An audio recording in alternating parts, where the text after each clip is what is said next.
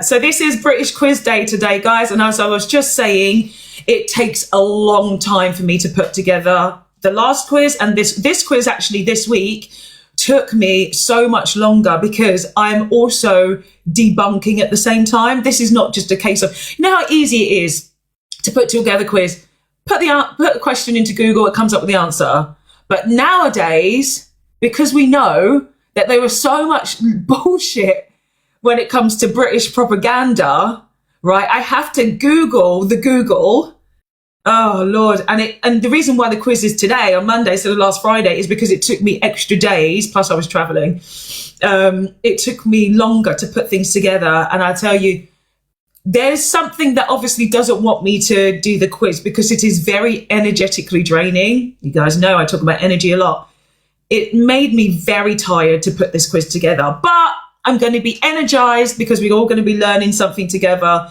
We're all going to be doing and having a laugh as well, as we always do at the same time, which is really important for us here when we're learning. So as we wait for some people to come by, whoever wants to come up on the panel, please do start tapping the live, please do. Canvey says it could be the content that's draining. No, I'm very energized by doing the content. Actually, Kanye, sorry.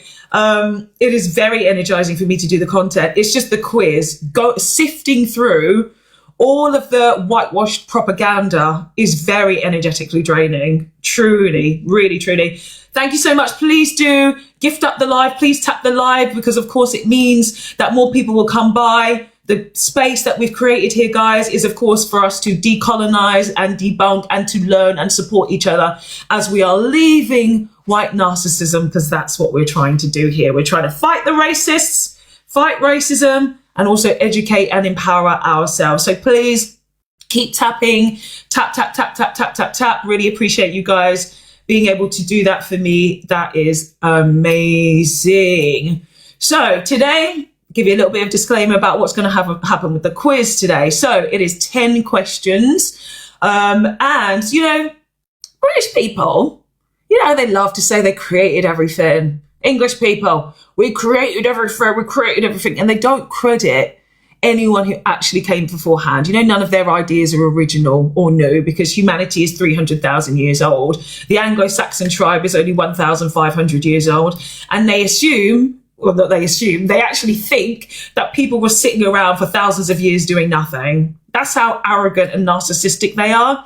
I always say, that doesn't even make sense. Scott has just said, stay in England, go away. What? Do you want to try that again in English, Scott? What's the sentence you're trying to put together? I know you people find it hard. You're like one word after the other. I'll give you some points though. You did put a full stop there because English people, you struggle with commas and full stops. Scott, try again. Like really? Yeah, he asked me to stay in England, but then go away. Like what's in the contradiction? Scott, we're all rooting for you here. Come on, Scott. See, this is the thing about English people. They love to repeat propaganda. I've talked many times about DNA and the mix of the average UK DNA. It doesn't say anything about 40 to 50% Anglo-Saxon at all. At all. It says it's like about, let me remember off the top of my head. No, let me not do that because I fact check. These people don't fact check. They don't know how to fact check. They just use propaganda, right?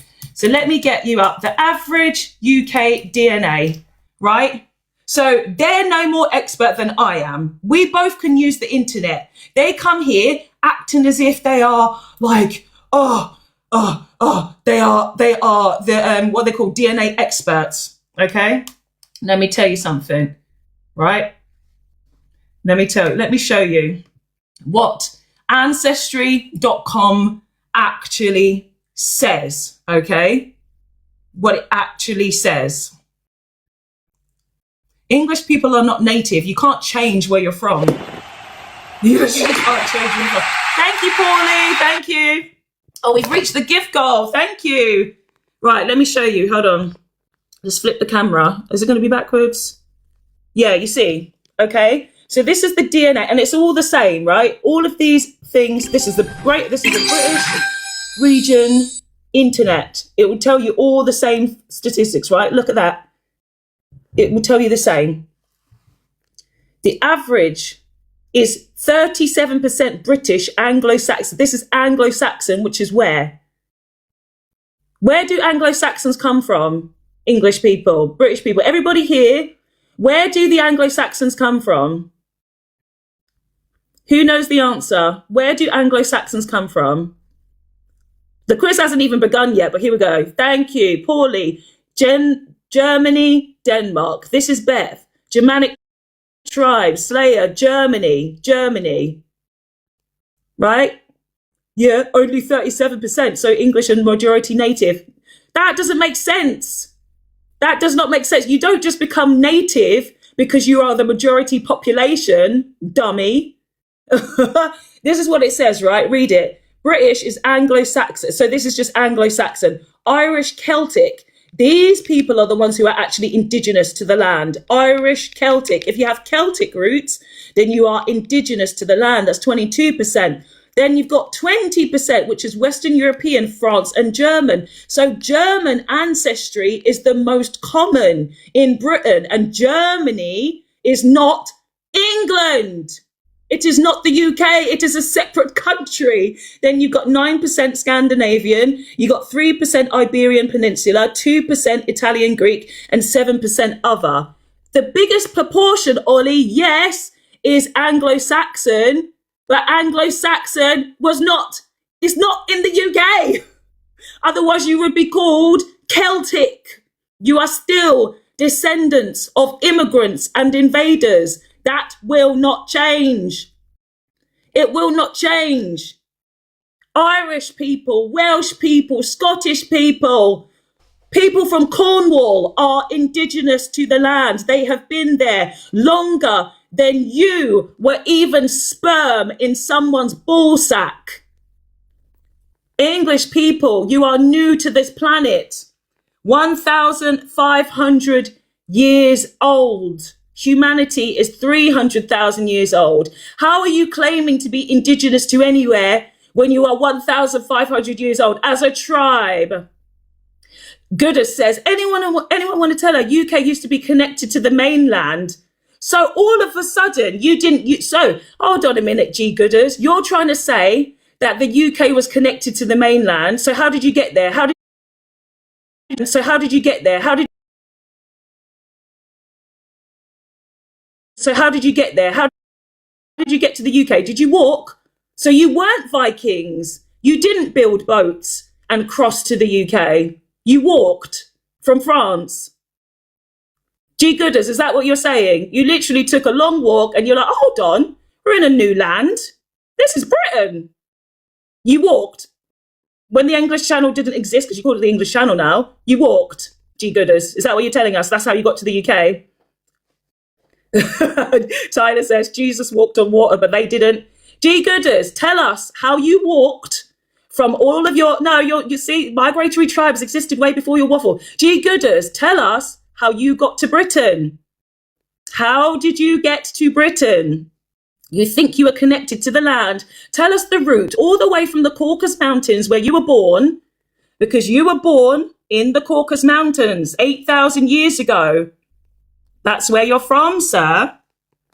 8,000 years ago, white people started to become a thing. Caucasia, Caucasus, Asian, light-skinned Asian people from the Caucasus Mountains.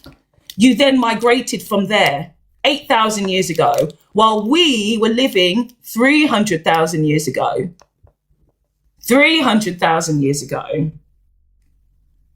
Ollie, educate us. Tell us everything that you know about Englishness and DNA. What about the Cheddar Man? Exactly, a dark-skinned British man from the ancient line. The ancient line. Stonehenge, as we know, were built by dark skin and black people. Yeah, those are the people who were actually in Britain. Before these invaders came, these Anglo-Saxon invaders who apparently didn't take boats now, they walked all the way to Britain. Ollie seems to have disappeared. Is he quiet? Is he quiet? The thing is, I like a challenge. I like people to come here and tell me everything that they know about English and Englishness and history. And I love to debunk that shit. I love it. I love it. But what happens is they start running away. Yeah, Ollie's ran away. This is what they do. They want to go to spaces where they can continue to lie to themselves. We don't lie here. We don't lie here. And as I was saying, how I prepare these quizzes, it takes me a hell of a long time because they're still believing the lie. And I want us to learn the truth. It's important that we do. We must learn the truth about history. We must remember who we are. We must not keep falling for this dumb ass propaganda. We mustn't. Devo, we were all dark skinned but lost our melanin because of low light conditions. Absolutely. That's exactly what happened. So guys, this is the quiz and this is the topic that I love. So you see, so you know how they always use these red coats, right? So this is the background picture today for the quiz. Last week, I used a picture from Unite the Kingdom rally where all the British people, the English men were getting rounded up by the police because they're thugs, violent people. This week, we've got a picture of a red coat because they always try to go back to this time, right, where they think that they're such amazing army guys and they think that they are the equivalent to a red coat. Red coats, of course, were very angry people, very angry people. When they started to migrate, as that person called it, they found other cultures and other colours of people, other civilizations, and they hated it. They hated it. They went and they annihilated so many civilizations. Sometimes they came with the guise of being friendly. They pretended like they wanted to be friends with us. But then what happened? They started to manipulate. They started to gaslight. And when we wouldn't give up what we had, they would come back. First time they would come with 250 or maybe, actually sometimes they would come with 50 men.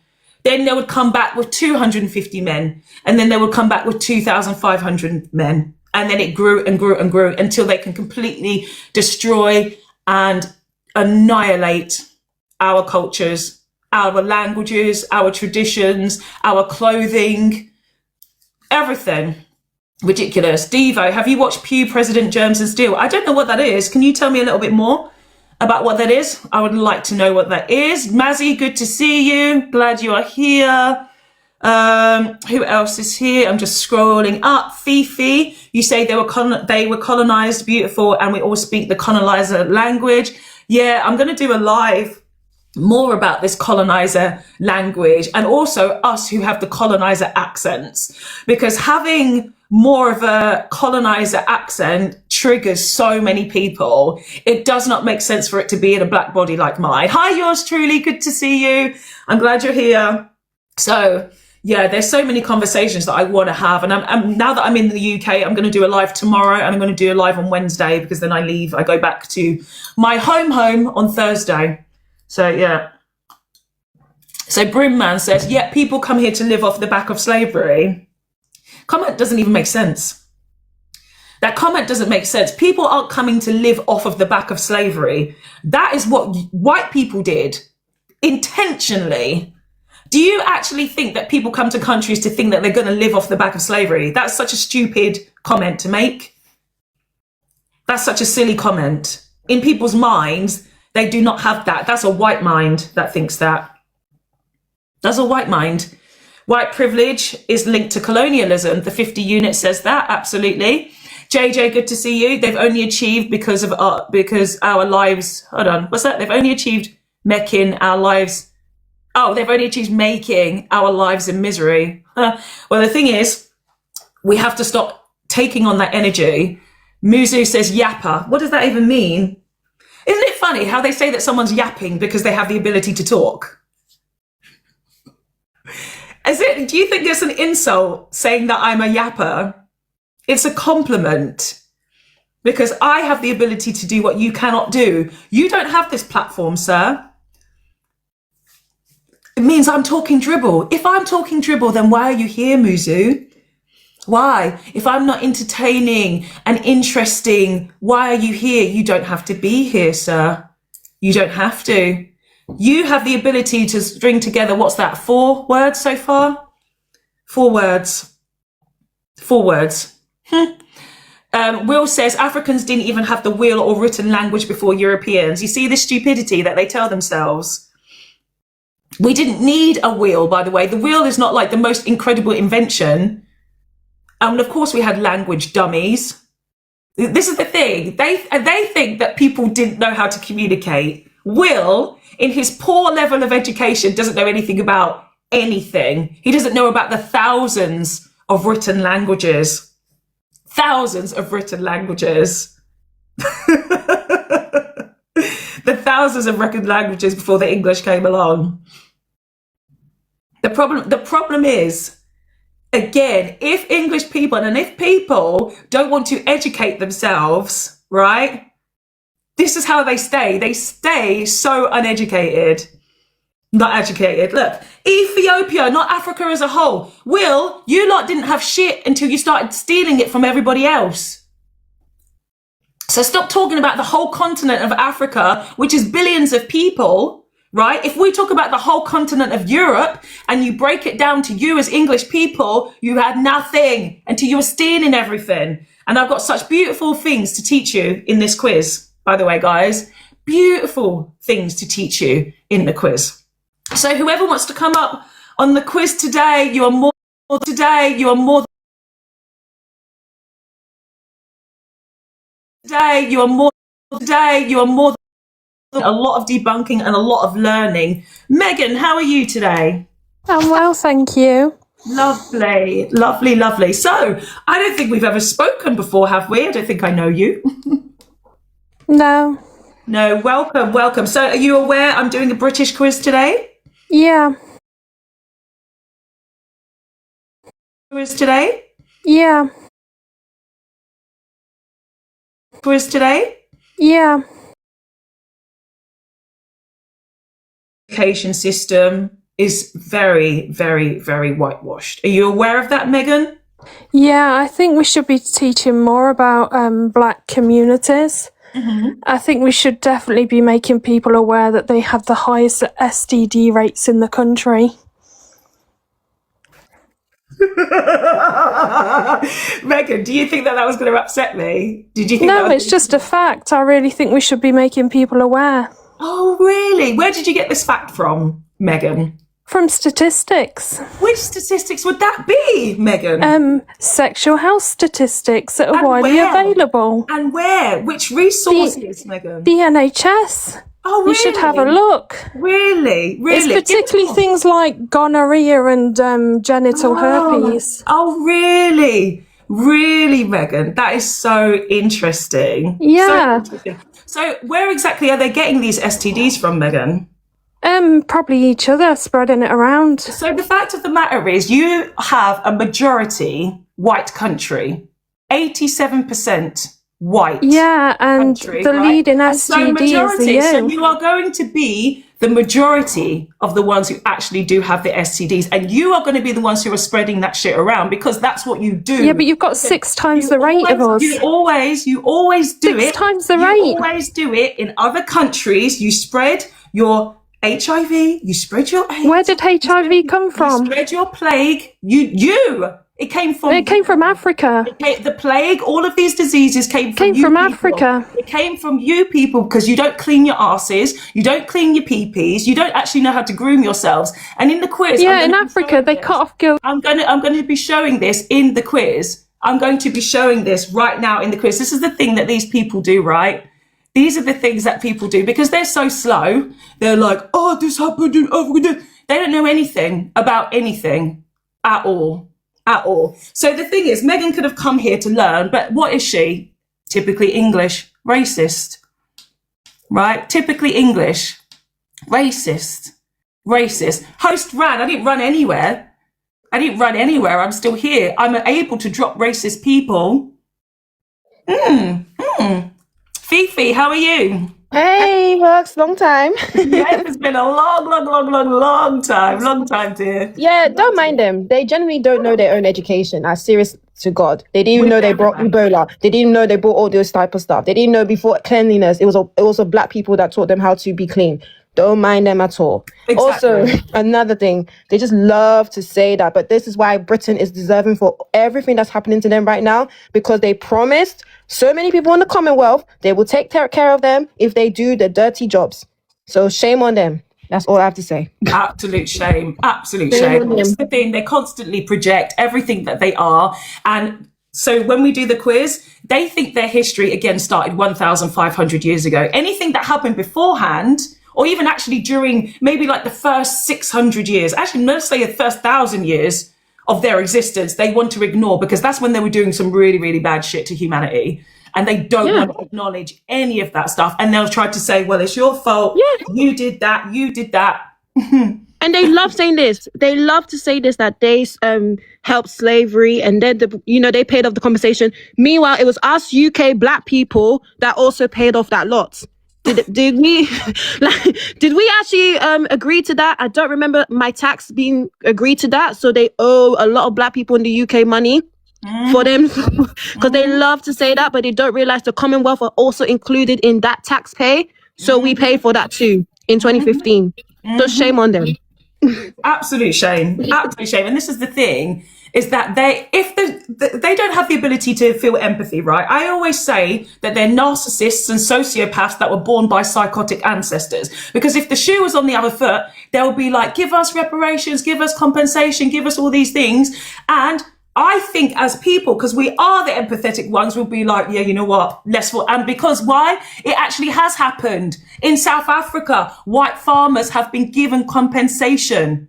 They've been given compensation for the land. When they were kicked out of the land, South Africa government said, let's give you guys a bit of money. Because yes, we know you've been here for a long time, but we're trying to give the money back to indigenous people. They were paid compensation. Black people have never been paid compensation. Look at the Jewish, right? Look at after the Holocaust. They've been given billions of pounds of compensation, and now billions towards nuclear weapons. Look how much reparations they get. They get so many reparations, and no one else is allowed to have any kind of reparations, right? It is very, very, very, very obvious that the white world is just for white people. Every day. Who's talking? Hello? Me. I'm Yeah. speaking. Yes. Any of you even been to Africa? Or? Oh my I God. mean, I was born here, but I definitely went to Africa, and Africa's way better than you guys. Most of you are homeless in Westminster Station with so many people that are on the drugs. So who in Africa is doing that when they have a house? I'm from South You guys don't Africa. have I a don't know house. what you're talking about. Like, Whatever, mate. Soldier gaze, soldier gaze. You saying, has anyone been to Africa? Africa is an entire continent. Soldier Gaz, Africa is an entire continent. It's like asking people have they been to Europe, right? I've been to several countries in Africa. What is the point of your question? So, what do you know of the African heritage and the African upbringing and the African life? Other than You're asking me, an African, what do I know about it? Yeah, it's like me asking you about what do you know about a European life. What's your question? What are you trying to get at? Get to your point.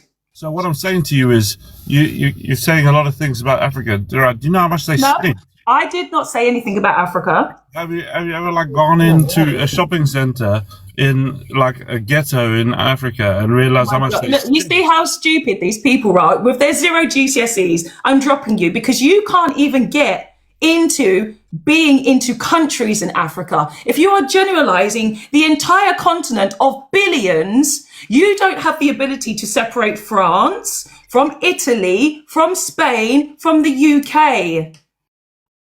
There is no point in what he's saying. There's no point. The thing is, I don't have the patience for these people with their 0 GCSE grades. I don't have the ability to wait for these people. You've got a degree, you've been over Europe. Yeah, so if you've been all over Europe, you can see the difference between the different countries. I want you to tell me what's the difference between Ghana, between Nigeria, between Ethiopia, between the Zanzibar, between the, like anywhere. Tell me the difference between all of them. You can't tell me about one mall in the entire continent of Africa and think that that's a conversation starter. Like, it's stupid. It's a waste of time. Please go back to your degree that you've got, and whatever you've got your degree in, which I very much doubt it, by the way. Go and educate yourself a little. At least if you can name some African countries, then you can actually come and have a conversation. Be specific, Soldier Gaz. And we know with your name being a soldier, you were doing all kinds of nonsense to women as a soldier. If you represent the British Army, you, sir, are part of the establishment that have been raping women for centuries. So I hope you feel proud of that. Windrush, how are you? Everything's good, Empress. How are you? I'm very well, thank you. I'm very, very, very well. So we're doing a British quiz today. I don't think we've ever spoken before. This is where I actually do a lot of debunking on British history because it's been completely, obviously, glorified.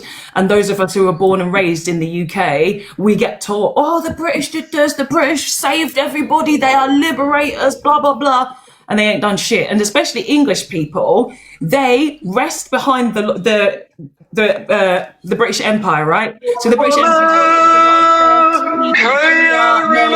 all those nasty things, right? That's what, I've dropped that person. That's what they do. And English people themselves have not achieved anything. So this is the point of the quiz today. So Windrush, was there something that you heard that really made you think, I need to come up? Can I say something? 1 minute, I'm talking. Oh, I pressed the wrong button. What's wrong with these people, man? How comes they haven't got no decorum and a little bit of manners? What's wrong with them, man? You come into someone's house and you want to be disrespectful. I mean, I just don't get it. Well, I do know that after WW2, 2 million natural-born Brits fled, keyword being fled, they fled their war-torn country. And then what did they have to do? They had to go to the colonies to help build it back. 2 million. Imagine that. And then come to the 80s, Margaret Thatcher, had enough, and she wanted to make us second-class citizens. Really?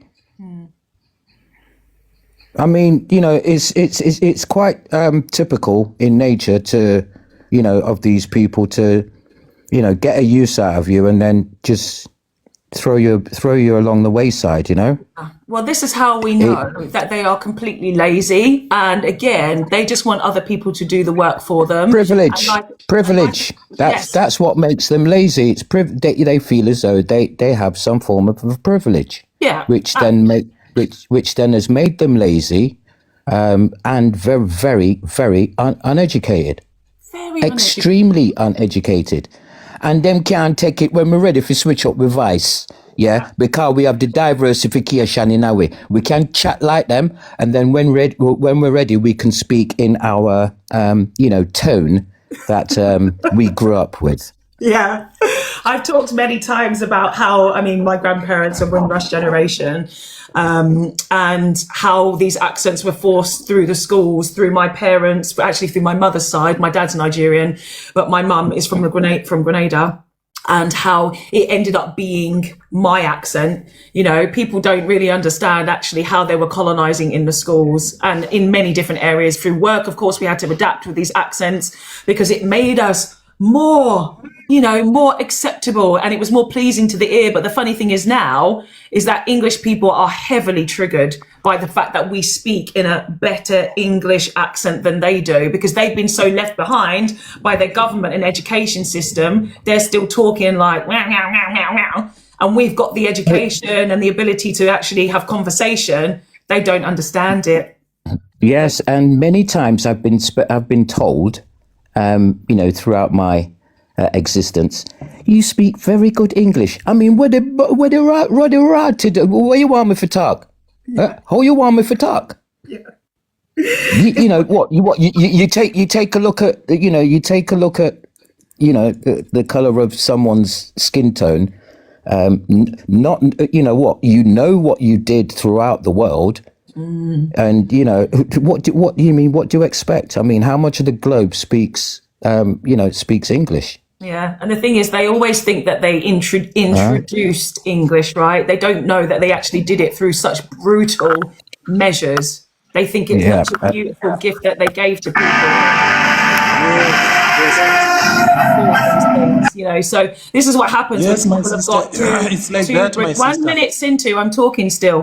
This is what happens when you have no brain celled people who need to have some kind of attention, right? They come onto panels, say something stupid, play some music. You see how humanity is actually really drifting apart and how different we are, right? I can have a conversation with anyone who comes up on the panel. Windrush, we've just had a conversation. Fifi, before we had a conversation. But you've got these people like the Epic who's just saying, Robert Chanya on the chat. And what he had this time to come up here and talk. What was he able to do? Play music. This is the limitation of his existence. And he will say that English people did everything. He's done nothing. He's just repeating the same stuff. Everybody look at the Epic in the chat. All he's shouting is, Rule Britannia, Rule Britannia, Rule Britannia. He's achieved nothing himself.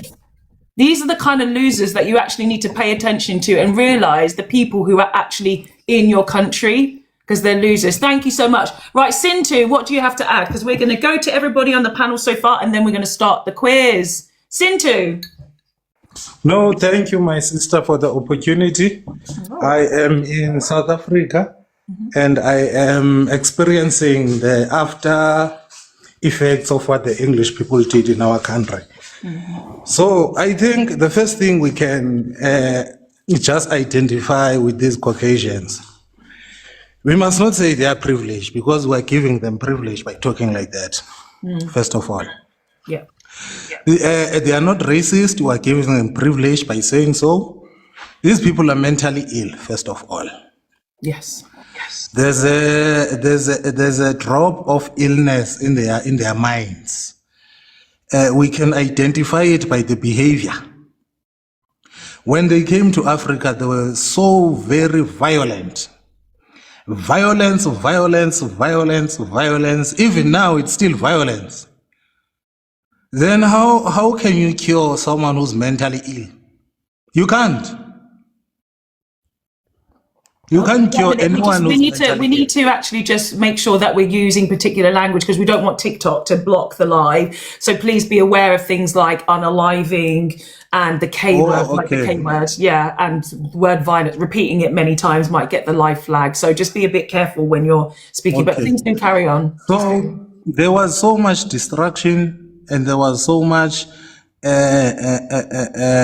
unaliving, which are the symptoms of mental illness. Mental illness. Then how do we come to that conclusion that they are mentally ill? These people don't have melanin. They lack some of the elements from the soil. Because if we check their history, they come from the mountains, from very cold places that are with soil that is not nutritious. In Africa, we have bananas, apples. There's no type of fruit you can't get in Africa. And it's very sad for people who were born in their lands and they speak their language like they do. Some of those people who are African, they get confused and think they are those people. So it's very hard to talk with people who come from these lands where they were taken to in a very destructive way. It's very, very hard. Yeah, so now, my just 1 minute. We have to be kind of a bit patient as well. We also have to understand that not everybody awakens to this at the same time. We have varying different degrees of course, our diaspora is very wide around the world. And people like myself, I've only really been talking truthfully about British history for 2 years. I'm still kind of new to the journey. And even before then, I started having thoughts for 2 years prior to that. And even now, of course, I'm having conversations and people are still like, well, no. And I don't waste my time or energy telling them things. I just say, this is what I know. Listen to this accent. I can tell you I'm at the epicenter of it all. I know stuff. I'm going to tell you. It's up to you whether you decide to actually, take that information and learn a little bit more. To be honest with you, I have found it quite beneficial having that accent, because no, my sister, no. It's good that we have some people of melanin gifted who can help us to maneuver in the culture of these people. Yeah. If one is thinking, you see. But I think we must be very careful because these people are mentally ill. We mustn't measure ourselves in any way. In any way, measure ourselves with them. We can live with them. We can stay with them. See again, guys. Do you see? No, that's mental illness. It's mental illness. Yeah, it's mental. It's so let's not measure ourselves with mental illness. You understand? So I just want to say to my brothers and sisters, let us be very, very careful because these people are mentally ill. They lack what they don't have, and they seek what they don't have. Yeah, that's why they come here. Hence, they are harvesting young girls. This is why they always come to this space, right? They always come here because they want to feed off of our energy, and they want attention. It's mental illness. Because they're so starved of energy, they literally could go in their spaces and start crashing out and everything like that. You know when you're mentally ill, you want to be superior than another person. We don't have that mentality. So every time we come across these people, they want to act as if they are superior. And we don't have that type of thinking. Especially even if you were born where, if you are melanated, you don't have that thing because there are nutrients that you don't lack that make you have that beautiful skin, that all those things, you understand? Yeah. So when sometimes it goes to a point of jealousy. Oh, it is. It's jealousy, fear, insecurity, paranoia, projection. Last week, Sintu, I did a TikTok live and we managed to come up with 25 personality traits for the English. And I asked English people to tell us the positive ones. They could not give us any. There was deception. There was manipulation. Asking them based on what? Lying. Based on what? Sorry? Lying. You're asking the questions based on what? No, I said, so typically tell us what English personality traits are. In your experience, what do you think English people, what do you think their behaviors are, right? So I did a video last year. I started off with 5 personalities, which is what I said, the fear, paranoia, projection, what's the other ones? Fear, jealousy and insecurity, right? Those were the 5 I started with. And then the list grew to 7, then to 10, and then we ended up with 25. And passive aggressiveness definitely is one of the personality traits as well. Denial, deflection, condescension, basically everything negative you could think of. This is part of their behavior. And they try to act as if all of these behaviors are normal and good. Right. And so that's why it comes through passive aggressiveness, because they don't have the ability to communicate directly. It comes with all this negative stuff behind you. So even if they try to compliment you, it's a backhanded compliment. They can't do it genuinely. Nothing about them is genuine. You have to be careful that what they say is actually true, because even a lot of the time, as we know, they can pretend to be your friend and to be your ally, but behind your back, they're saying shit. Or even when it comes to things in the workplace, they're secretly plotting your demise. Literally had a live yesterday where this lady, she's American, right? I can't remember. I'm not sure actually what ethnic background she is, but she's not white and she's in the UK. She's come from the US to the UK. She says she's experienced racism here like she's not experienced in the US, and that's saying something. She was saying that the women at her work were so plotting in destroying a project that she'd done. And she's very high up. She's worked for Ralph Lauren. She says she's got 12 years of experience in the fashion industry. She's very, very high up, right? And they plotted to go to the CEO and be like, and annihilated her project because they felt so jealous because the CEO gave them a compliment, right? And this is what they have to do. You see, my sister, me, what I discovered since I'm in South Africa, and I know the history of Africa and my country. Yeah. I don't work for those people. These people work for me. That's exactly it. And even when they don't think they're working for you, they are. Like right now, when the trolls come here, they're bringing all their people here as well. And this gives us views and traction and everything Why like don't that. you? So Are you in the let's country? build- Are you in the let's build- UK? You see how these people can't control themselves. Oi. Perseverance, if that's your name, I couldn't even see your name properly. You got no perseverance. All I right, blocked you. all right, my Sintu, sister. I'm gonna move to the next I was person. just saying. Sintu. Just 1 minute, Okay, Sintu. I'm gonna move. finishing. I'm Thank you. finishing. I was just saying, let's be careful, and then let's be aware that these people are mentally ill, Yes. and let's Thank not you, compare. Sintu. Thank you so much, Sintu. We got the message. They're mentally ill. We've got to be careful. Thank you. Okay, Thank we've got you, a lot. thank We've you, got a my lot of people on the panel to get through, and I want to get started on the quiz. Thank you. Brook it up. We've got on the panel. Brook it. How are you? Hi, it just Brooke is fine. So I'm calling from the U.S. Yes. and it's a mess. It's a royal mess. And I would say white people have achieved nothing, and this idea that we are going to whitewash the world between America and Israel. I'm very clear, and there's plenty of white women Americans who are feminists, and I don't know why being a feminist is such a dirty word, but we have, in addition to the racism and lack of reparations, and by the way, I was on a leadership team with a woman who started the global reparations, Robin Rue Simmons, in my town. So it's real. She's a great person. And what the other guy had said, it is mental illness, and it's also part of a larger spiritual psychosexual problem. So people, there's nothing inside them. So I have characterized America as this. It's a collection of movies and shows. It is the Stepford Wives in the Truman Show with 9 perfect strangers in the Twilight Zone on Groundhog Day getting dangerously close to Mad Max Thunderdome. I'm not trying to be funny. I am not trying to be funny when I say this, but I did train at the place where all the great comedians of America have trained in Chicago. I'm going to just 1 minute. I've got to do something real quick. How you put that together? Perfect analogy. Thank you. It is true. They don't realise, I think, about them being sort of in a Truman Show where they're very, very, very perturbed people.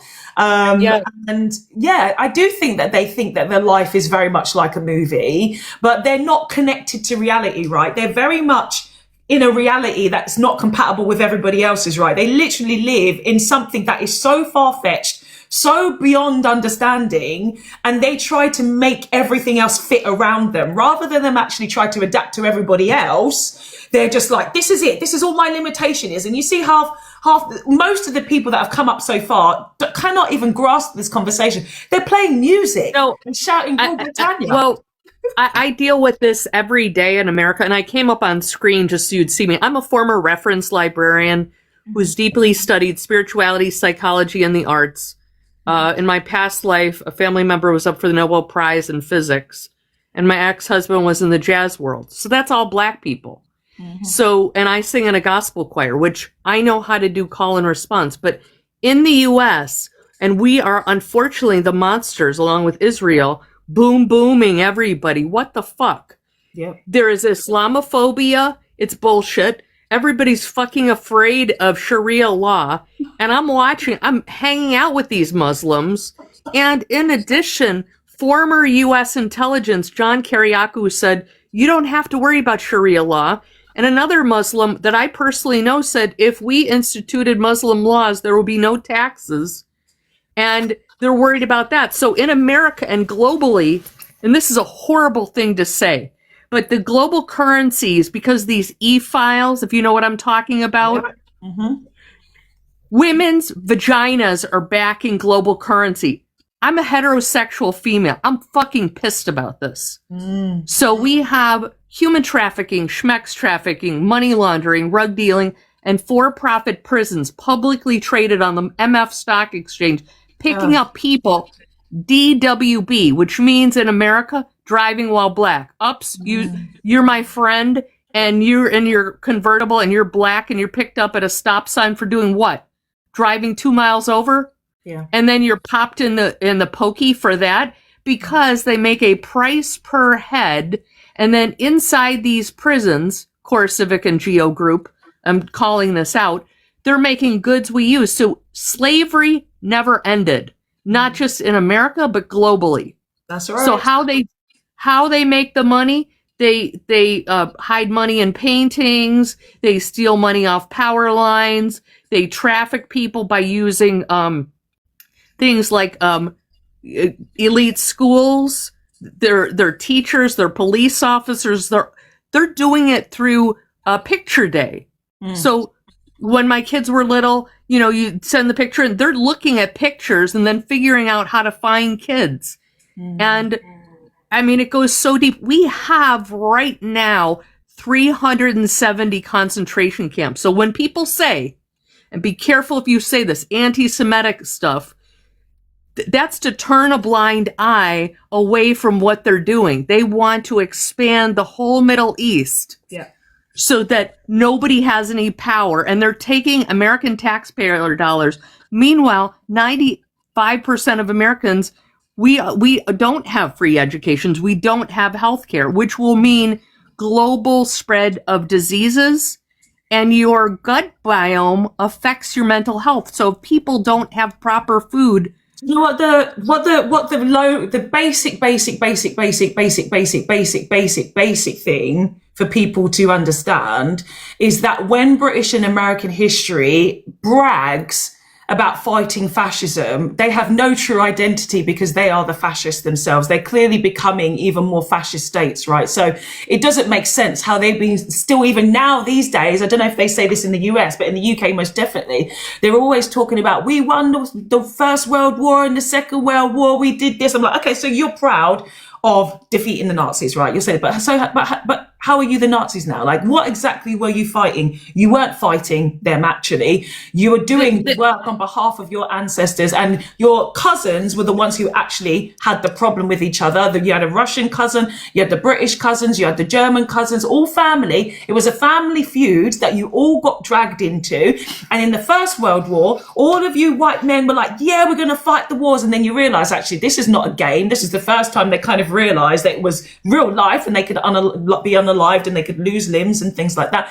And so then in the Second World War, of course, they had to do conscription. They had to force people because they lost millions of lives, the First World War, millions of lives in the Second World War as well. And so it became this idea that if we give these people now these metal badges, it will make them feel so special. They'll feel so like they've done something for their country. Now, how can you here's the deal. One minute, Brooke. Sure. Thank you. How can you, as people, brag about the history of your countries and your ancestors, have these medals, and now you are putting up an Israeli flag? Now you are saying that you don't care about what happens in Palestine. Who is your loyalty to? Your family or the establishment? And this is why I keep telling European Americans and British Americans, white Americans, you are slaves every single time. You are slaves to these systems and they don't see it. They don't have the physical shackles on. They have the mental shackles on. Thank you, Brooke. We're going to go to the next person because I want to get this quiz going. Thank you so much, Brooke. Right, we've got Megan up there. Megan, how are you, Megan? Hi, host. Hi, I'm good. How are you? I'm good. What do you have to add to the conversation today before we start the quiz? Right, I think you've made really good points. A lot of people have made great points, but Megan, I do have to say, by the way, first of all, I'm just going to mute you. I do know who you are, by the way. I do know you. I remember you. But carry on. So where do we know each other? I know you. Go ahead. Oh, right, okay. From where? Just carry on with your point. Oh, right, okay. I agree with what a lot of people have said here, but what's really... Yes, go on. Yeah, what's really sort of like got my heart feeling a bit sad, it's the attack on people as a nation. See, guys, there it is. I told you. I know Megan. Megan, I know you. It's not You to are take right. away. You are very, very much like, oh my God, English people, let's ignore the colonization. No, it's not really. Ignore everything that they've done. Let's not hold any British people accountable. Let's think that all the British people in everything that they are doing now towards black and brown people is okay. We need to excuse it. We need to excuse it because we need to excuse it because we need to excuse it because See the other, you know what I mean?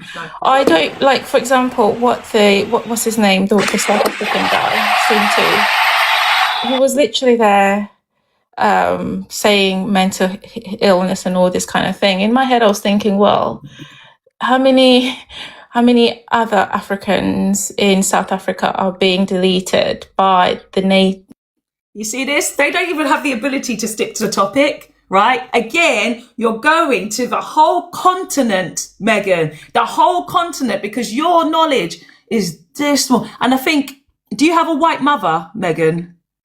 Do you have a white mother? Megan? Sorry, muted me. Do you have a white mother? No. No. What race is your mother? She's black. What race is your father? He's white. Interesting. Something went wrong there. So the thing is, just because someone disagrees, something went wrong there, Megan. Something went wrong there. Something went wrong there, Megan. Because the thing is, right, Megan, because and I feel like Megan, you constantly go to these spaces. This is why I know you. That's why I said I know what you were going to say next, right, Megan? It's possible to have empathy for people as individuals, right? It's possible, but the fact is, you consistently, Megan, always try to ignore what has happened in the past. I don't actually. I barely go to these spaces. I don't even. I don't even go to these spaces. I don't know what you're talking about. But anyways, if I'm not going to be heard, then there's no point of being here. But thank you so much for having me. Appreciate it. Thank you. Bye, Megan. Bye. Bye, Megan. Bye. Yeah. How are you, love? All right. Well, yourself? Yeah, I'm good. Megan, are you going to drop or you want me to disconnect you? I disconnect you. We haven't got patience for this today. Like, no, I'm not doing any sort of empathy for colonizers or the things that they do, the things that they say. We don't have to have any empathy. It is for them to learn about history, to learn about us, to learn about these spaces, because we've been too empathetic towards these people. And guess what? They still manipulated and they still gaslit and they still erase history. They still do all of those things, right? Fox, It's not. We're not doing that. Empathy, 1 minute, Sintu, time we're is moving to over. Ems because Ems is here. Ems, love, how are you? Yeah, not too bad, Fox. Do you know it is? It's a serious education issue, and when I talk about education, I'm not talking purely from an academic perspective. I'm just talking about just in general knowledge and common sense. And people, this disables people's ability to actually see things from a wider perspective. They just see things in a black and white context. Yes. And I'll just, one of the things in the comments, one person put down, something to do with Iran. Now, I'm not going to deny that are there parts in Iran that oppress women, but at the same time, what they forget to realize that Iran actually has one of the highest literacy rates for women. In fact, if not comparable, slightly exceeding some of the developed nations, such as the US. But this is the problem. When they try to compare, right, and try to say that, oh, it's better in the UK or it's worse in the UK, whatever, they miss a massive part of oppression and discrimination that happens for women in the UK, right? They miss a massive part of it because they try to say the UK is so progressive, and yet black women, we're highly qualified and yet we don't get the jobs. White women, as we know, have massive rates of DV against them in their own homes. They're not protected by their partners. They're not protected by the police either. So we have these laws that are essentially supposed to protect people, but they don't, because the establishments are still very anti-women. We still live in a patriarchy. We still live in a patriarchy. Every step that a woman takes is controlled by a man. They want, if a woman's got too much clothes on, why are you covered up so much? If a woman doesn't have enough clothes on, cover yourself up. Men are always trying to do something to women all of the time in the UK. all of the But time. this is the thing, though. I don't think it's very. This is the thing, Fox. So the people who are responding to the comments are basically just proving my narrative. They're actually seeing things from a black and white context. They're basically saying, "So you agree with the regime?" Did I once ever say that? I just said that, just like in other parts in the world, there is obviously some elements that are bad and there's some elements that are good. Yeah. Not once did I actually say that, I support. But this is the thing. People make instantly distinctions by just seeing things through a certain lens. And we'll use another aspect here when we look at, let's say, the British were the original inventors of a lot of things. They actually took a lot of things from other nations and then they redeveloped it. It's like basically. This is the quiz today, Ems. Don't give anything away yet, because I got the questions. Okay. I got the questions coming. But I'll use an analogy here, though, Fox. It's like, let's say you invented a specific type of car, yeah? Let's say the car wasn't invented. You invented the car. But then I'm the one that puts a logo on it, my branding, and then I'm the one that takes the credit for it. Like, I'm the inventor of the car, not you. Yeah. That's exactly what they did. That's exactly what they did. Right, we are going to start the quiz now, guys, because we've got people in the comments. People are ready. People are triggered. People are angry. People are here to learn. This is all these things that we've got going on now. So, guys, we're going to start the quiz. I'm going to let a few more people up. We've got 10 questions today, okay? 10 questions. A lot of it is about debunking British history. And we do have some kind of European history in there as well.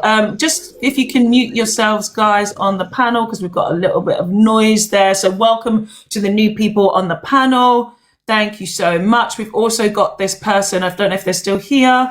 No. Okay, so answers you can write in the chat, and on the panel I'll go through and ask you guys the questions as well.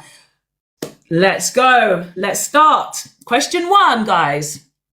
Who created antibiotics? So in your education, who did you get told created antibiotics?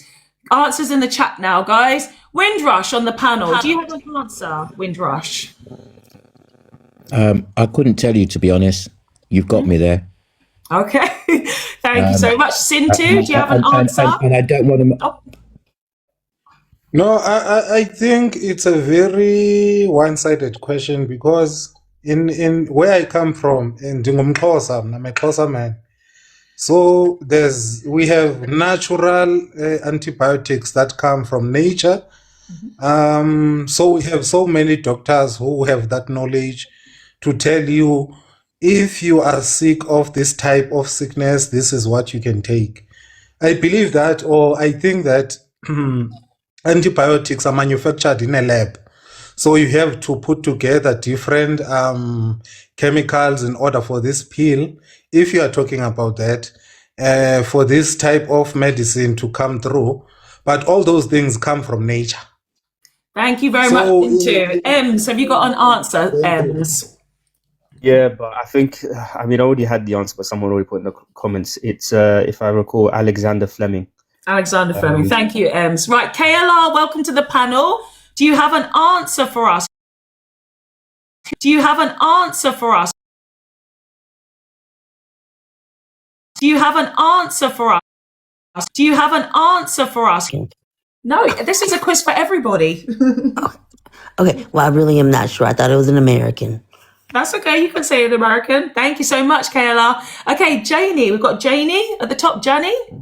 Am I saying that right? Janie on the panel? Yeah, you are. Yes, you are. Janie. Yeah. Yes, Yeah. thank you so much. Okay, so who do you think created antibiotics? I have no idea. I never thought of it.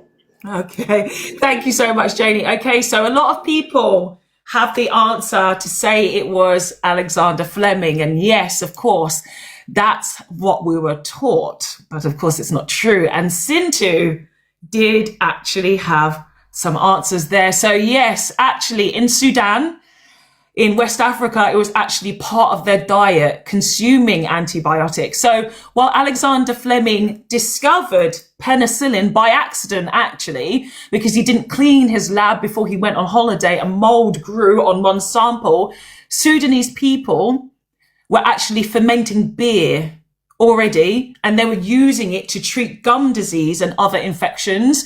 There was actually a guy called George Amalgams. I think I spelt that wrong, from Emory University in USA, right, in 1963, that when they were exhuming bodies from Sudan. They actually examined the bones and they were looking for osteoporosis, but they found large amounts of tetracycline, right? And also the Native Americans, Egyptians, and Chinese were also using variations of antibiotics as well in moldy bread. Someone else has said he ate moldy cheese, moldy bread. Thank you, Dark Days. You know that as well. Moldy bread as well is also part antibiotics. So Sin2, yes, this is what people were doing. This is what civilizations were doing. They were living off of the land. Everything that was around them was in abundance, and they were healing themselves naturally without all of this stupid pharmaceutical processed bullshit. So now we're going to go to a video, guys, because I like a video because I always back up everything. I research everything so much. My God. Say it was tiring. It was tiring. Hold on. No, we did that wrong. We want to do this one. Okay. So let's watch this video, guys, on ancient Nubian natural antibiotics. The Nubian Empire, also known as the Kingdom of Kush, ruled along the Nile in what is now Sudan for nearly 3,000 years. From around 2500 BCE to 300 CE, the Nubians built powerful cities, commanded vast trade routes, and developed a culture rich in innovation. But one of their most surprising achievements came from something simple and familiar: beer. More than 1,500 years before modern medicine discovered antibiotics, the Nubians were already using them. Researchers studying skeletons from around 350 CE found high levels of tetracycline in nearly every bone. Tetracycline is the same antibiotic doctors prescribe today. The source of this medicine was Nubian beer. Nubian brewers fermented grain in clay jars. Inside those jars, a natural soil bacteria called Streptomyces grew easily. Streptomyces produces tetracycline. As the grain fermented, the antibiotic blended into the beer, turning it into a medicinal drink. Adults, children, and elders all consumed it, showing that the Nubians understood its healing power and used it intentionally to treat infections, fevers, and stomach illnesses. This discovery proves that the people of Kush practiced biochemical medicine long before modern science existed. Their knowledge of fermentation and food chemistry was advanced for their time and deeply woven into daily life. The Nubian Empire was impressive in many other ways as well. They built more pyramids than Egypt. They developed the Meroitic script, one of the oldest written languages in Africa. Their iron-working centers at Meroe were so advanced that historians call the city the Birmingham of Africa. They also mastered desert agriculture, long-distance trade, and created powerful queens known as Kandakes, who led armies and shaped diplomacy. It is a reminder that African civilizations have been at the forefront of human achievement for thousands of years.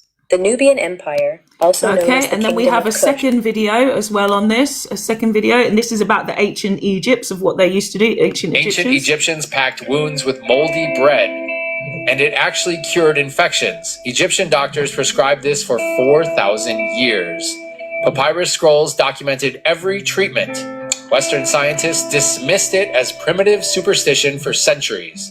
Then in 1928, Alexander Fleming found the same mold, penicillin. He won a Nobel Prize. That bread mold kills 99.9% of bacteria. Now a single prescription costs $500. A free ancient cure became a billion-dollar industry. Makes you wonder what else they buried. Ancient Egypt. So the funny thing is, I'm noticing, right, in the comment section, these videos are AI. But you see, these British people don't have any problem with using videos of them with lions, right, that they've never even seen before.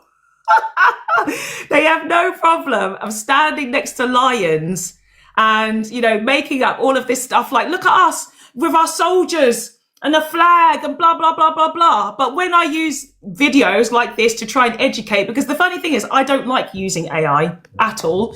I don't like AI videos, and doing this research is very tough to do, trying to find appropriate videos that actually cover every single solution and every single answer.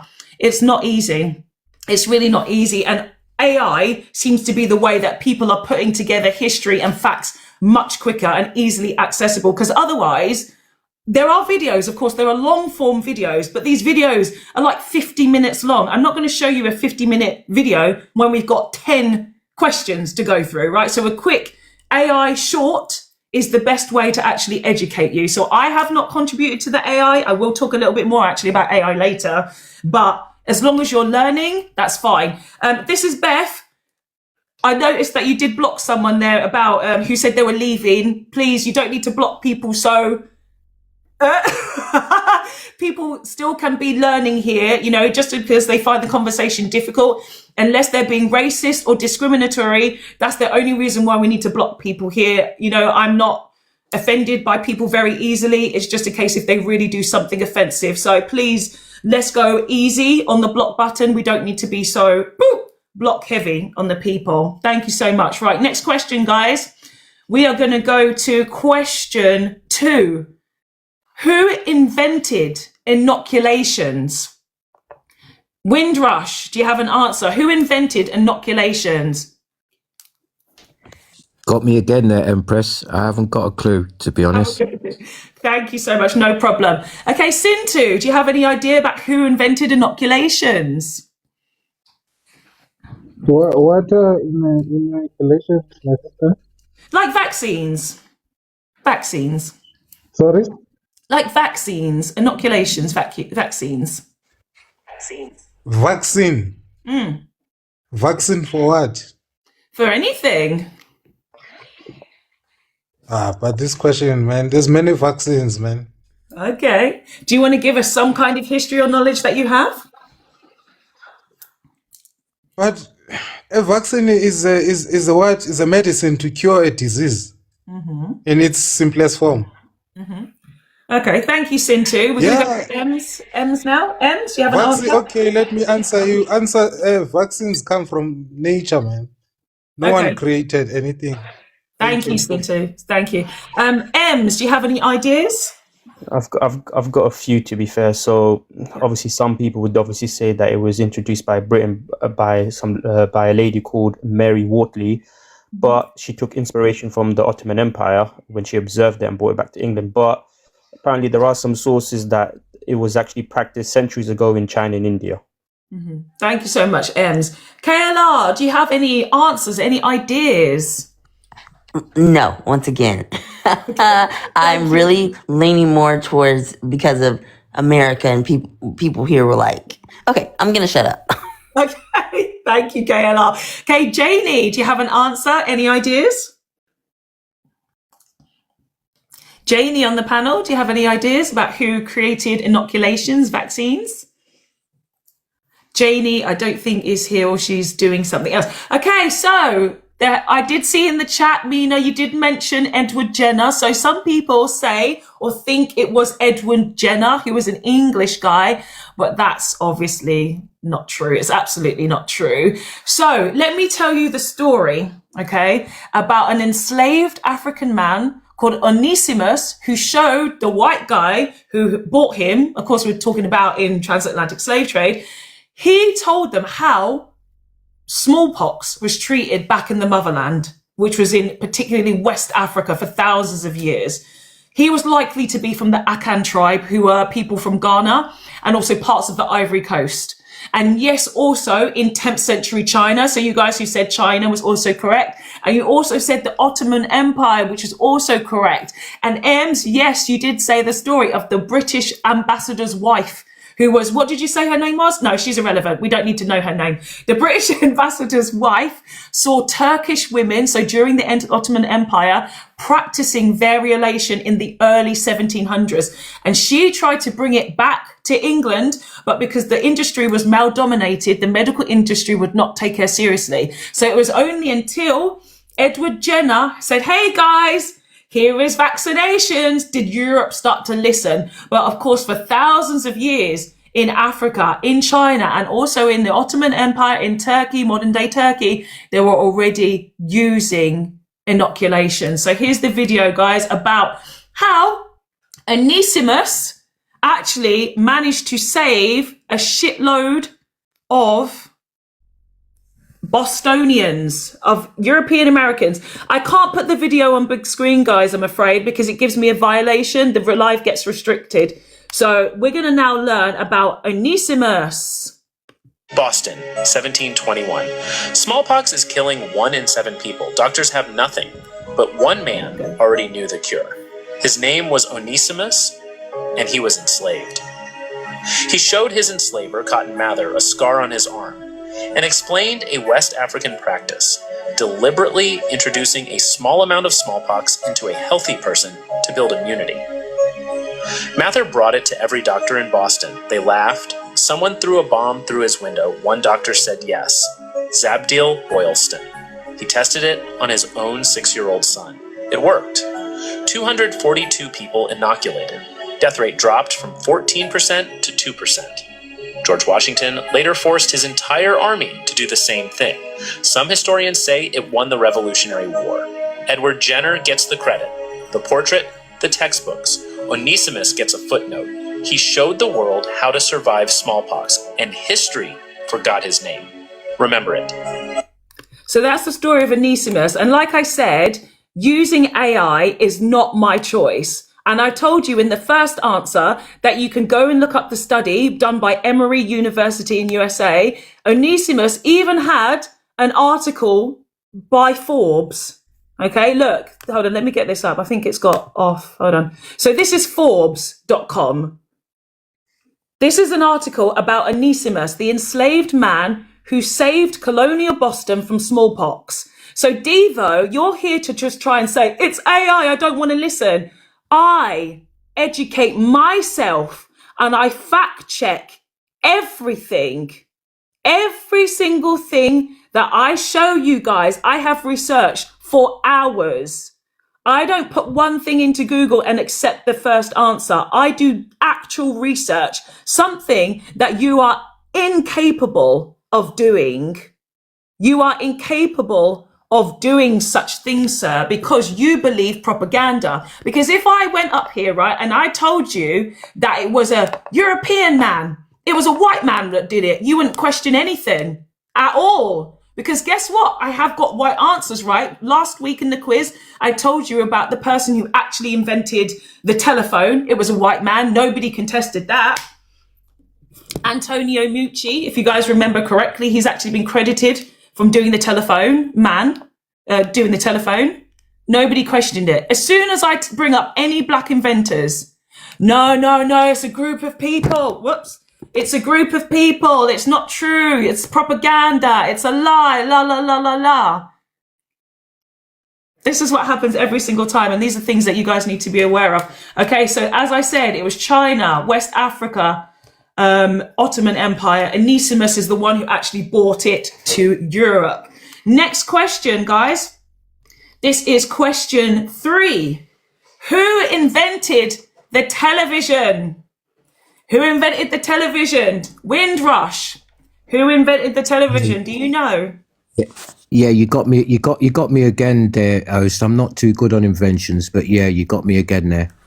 Thank you. No problem. Ems, do you know who they say invented the television? Who do you think invented the television? If I can recall, the first working television system is by some guy I believe called John Loinge in the 1920s, but I'm sure there's probably another source that probably states that he probably wasn't, it was someone else. What did you say his name was? John Lloyd? Who did you say? John Logie, sorry, John Logie. Oh, John Logie Baird. Yes. Okay. Yeah, Thank you, Ems. KLR, do you have any idea about who they said they created the television? Yeah, no, I'm not gonna answer that. You basically answered it previously. Whatever. No, nothing. Okay, KLR, thank you. Janie, are you back? Janie, is she here? No, I'm going to disconnect Janie. Oh, you're here. Oh, sorry, did I disconnect you? If you want to come back up, please come up. I don't know if I disconnected you by accident, but if you want to come up and continue the quiz, please do come up. So the funny thing is, right, I will use to fact check UK Google and United States Google. When you put who invents the television into United States Google, it says Philo T. Farnsworth invented the television. If you put UK Google, it says John Logie Baird, which is of course what M said. But actually, the inventor of the television is credited to Philo T. Farnsworth. And I'll tell you the story why. So let's talk about John Logie Baird first, right? He used a German inventor's thing called the Nipkow disc. The inventor was called Paul Gottlieb Nipkow, and this was in 1884. So it was a disc that could actually project images, okay? And in 1926, John Logie Baird gave the first public demonstration of televised silhouette images moving in motion at Selfridges in London. So that's why they said he created the television, because he was the first person to show it publicly. However, 5 years earlier, Philo T. Farnsworth came up with the idea in 1921. And that is when his ideas were stolen by RCA. So RCA is the Radio Corporation of America, which is a massive American electronics company. RCA was patent trust owned by a partnership with GE, General Electric, AT&T, and also United Fruit Company. There's also another company there which is not really known well. It's Westinghouse, right? So they were a massive corporation and they stole this guy's ideas. So in 1927, Philo T. Farnsworth finally had enough funding to build a television. And it was the first time in history a full electronic television worked, while John Logie Baird's TV was actually using mechanical parts. So those are two different types of televisions, right? John Logie Baird was a mechanical TV. Philo T. Farnsworth was an electronic television. And also, we don't even use the version of John Logie Baird's TV today. His version was actually very inferior in comparison to the TVs today. So even in 1926, there was also another Japanese guy called Kenjiro Takayanagi, who was actually the first person in the world to transmit a recognizable human character. So Farnsworth, thank you, Gumball. That's right. Farnsworth won via the courts of rights to his invention. So when somebody asks you who invented the television, it was not John Logie Baird of England. It was Philo T. Farnsworth of the United States. So I'm going to show you a couple of videos now talking about that. So let's redo the camera. Here we go. Put this here and you guys can see this right here. The birth of the television. The birth of television transformed entertainment forever. Let's explore how early inventors paved the way for the modern TV. It all started in 1884 with Paul Nipkow, who invented the Nipkow disc. This mechanical device scanned images and transmitted them as electrical signals, a groundbreaking concept for his time. While Nipkow laid the groundwork, many others experimented with his idea, but it wasn't until the 1920s that things began to evolve. Enter Philo Farnsworth, a teenage prodigy who, in 1927, developed the first fully electronic television. His invention replaced Nipkow's mechanical system, enabling clearer images and better reception. Farnsworth's innovations led to the first ever television broadcasts, paving the way for the entertainment industry we know today. From Nipkow's discs to Farnsworth's electronic breakthroughs, the birth of television changed how we consume media forever. Like and subscribe for more fascinating.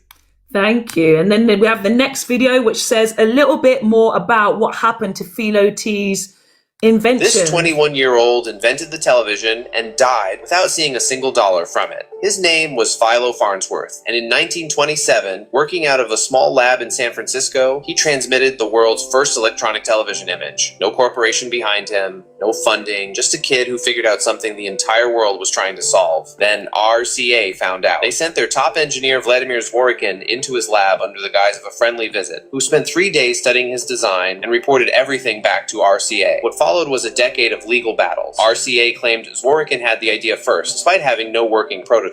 Farnsworth won in 1935, but by the time RCA agreed to pay royalties in 1939, World War II halted all TV production. When the war ended, his patents had expired. By the time every American home had a television, Farnsworth's company had gone bankrupt. He died in 1971. This 21-year... So you see what happens, guys. Sometimes the person that you think is the inventor isn't the inventor. You have to keep debunking these things, making sure you understand that people steal stuff and the originals don't seem to get credit. And you see my lives, I'm all about education. Some of you basic white people say, Fox, you don't like white people. I'm constantly talking about where you should actually give credit to white people and where you shouldn't give credit to white people. The problem is the English. That's why I always say everything is about the English, okay? And Devo, you're clutching. Philo Farnsworth is from an English family, however. Exactly, it doesn't matter. The fact of the matter is that you believe bullshit propaganda, Devo, because you just think it's a white person that created it. It doesn't matter which white person created it. I'm going to repeat lies because you don't have the ability to debunk anything. Steph, good to see you. Thank you so much. So stop telling everybody that John Logie Baird created the television. He didn't create the one that you used today. Oops, let's put you on mute. Yours truly, welcome to the panel. Thank you so much. Okay, we're going to go to the next question, guys. The next question is, who invented chocolate? Chocolate, guys. What do you think about chocolate? Was that a South American? Was that a South American invention? Was it? South Americans, thank you so much. Ems, do you have any ideas about where chocolate came from? Who invented it? Or from my understanding, it's either or probably both the Mayan civilization and the Aztec civilization. When they used cacao, they had some kind of they had a mixture of it with probably some spices and herbs and stuff like that. But I'm guessing, to the best of my knowledge, they'll probably be the kind of more or less the creators of the one who kind of created that concept, I guess, and then obviously other people tweaked it and added their own other ingredients to it later on. But I'd say the Mayans and the Aztec civilization. Lovely, thank you, Ems. Terry Wagwan on the panel, welcome. Do you have an answer for us?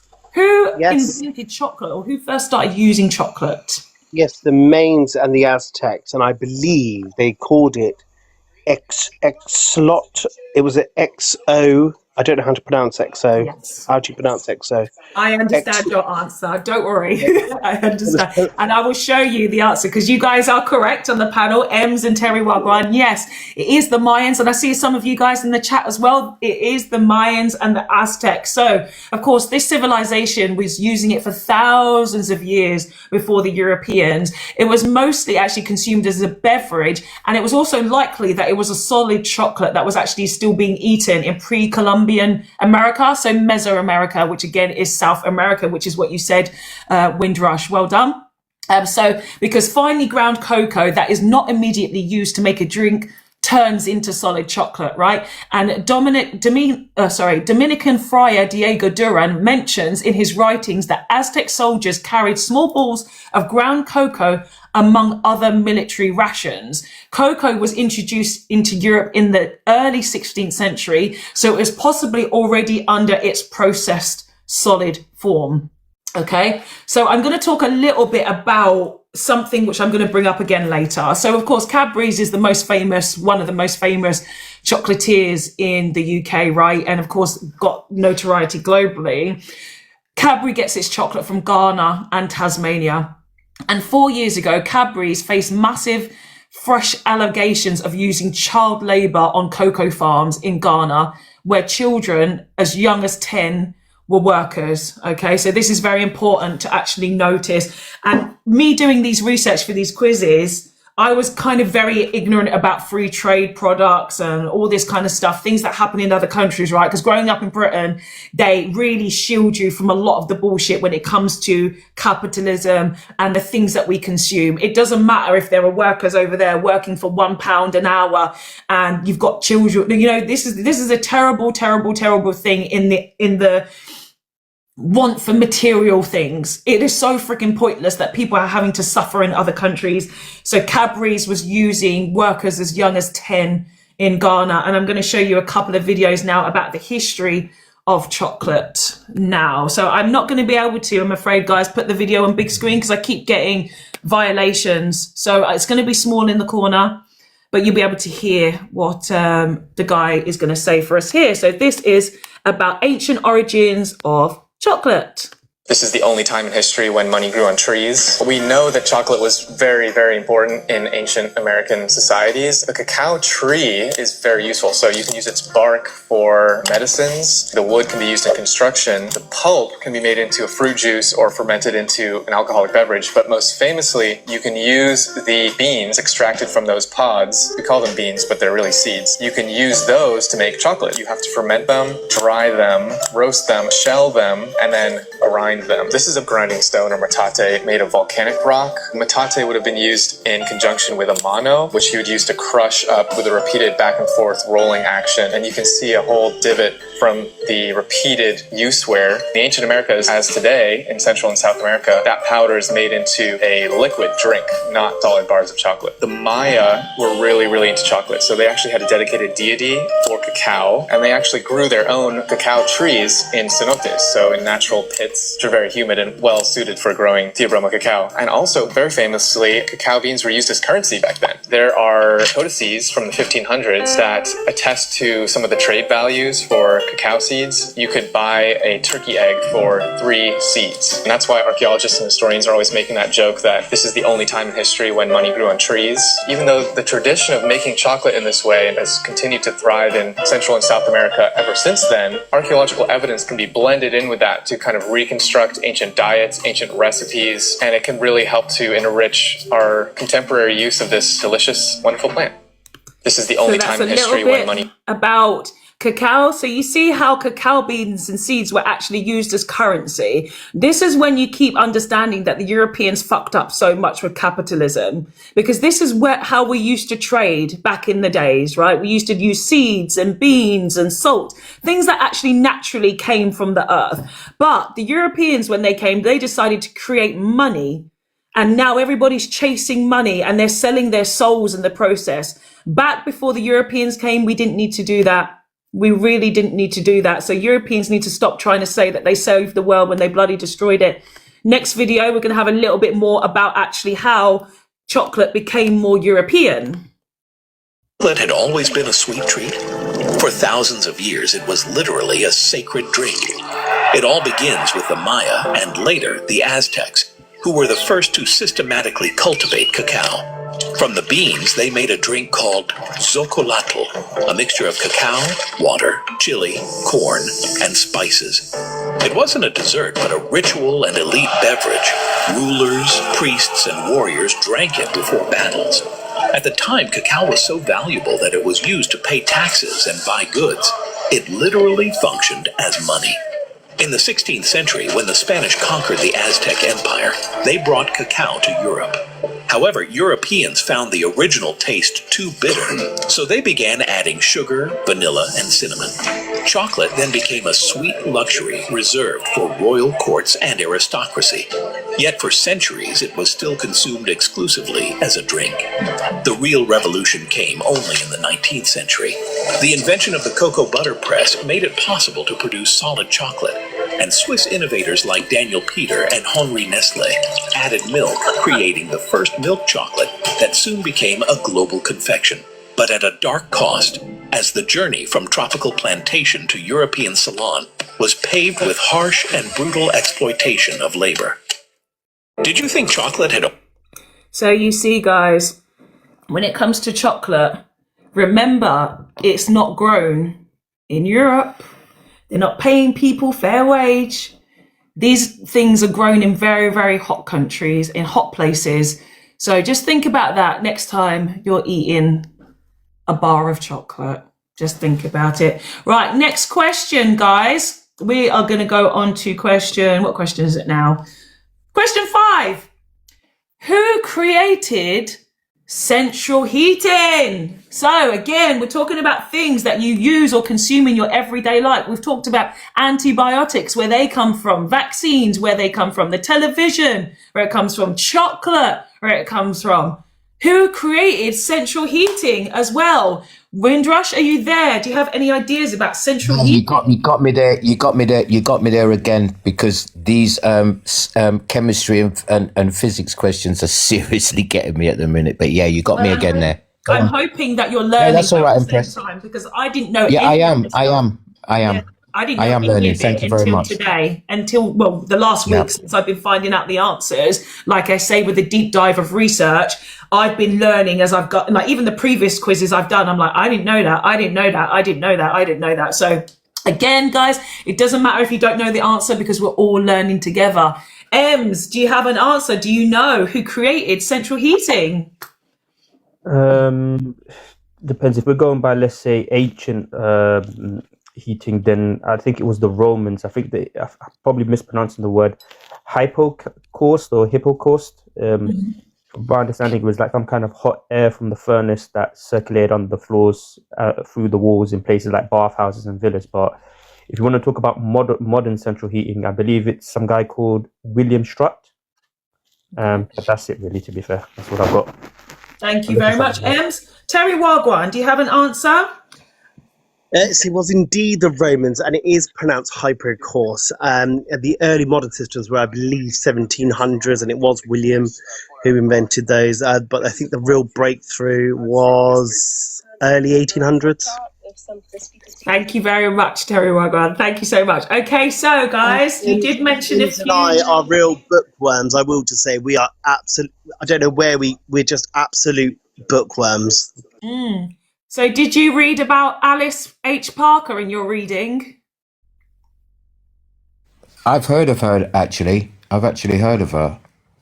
Isn't she an American lady? She's an American lady, isn't she? Yeah. Yeah. Is she? So English. Yeah. So there's a lot of answers. Again, like this is why I'm trying to show you guys. There are multiple answers when it comes to these things, and it's really important to remember all of the answers and who is actually being contributory towards creating certain things. So English people even say that James Watt created central heating, right, in 1784, but his steam-based central heating was primitive and prone to leaks. Okay, so even though things were invented, some things still were not successful. So if you go back to the oldest central heating system, it actually goes back to 1000 BC Korea. So they were using, I can't even remember because I don't think I even kept that part of my research, but it goes back to 1000 BC Korea, okay? And when it comes to actually why Alice Parker is credited, is because her designs and central heating system became the blueprints for heating, ventilation, and air conditioning units that we all use today. All of us use it. Alice H. Parker, please learn her name. So why she was revolutionary is because previous solutions, right, they used coal or wood. Even at William Strutt's as well version was outbeaten by Alice H. Parker. They used coal and wood, which of course requires constant stoking or replenishment. Her patent is for natural gas heating, and she's the direct ancestor of all of the heating, ventilation, and air conditioning systems that we use today. So we're going to now watch a video about Alice H. Parker. Just before we watch that, can I just ask, am I right in saying that because she was of Afro-Caribbean descent, that she wasn't allowed to own the patent?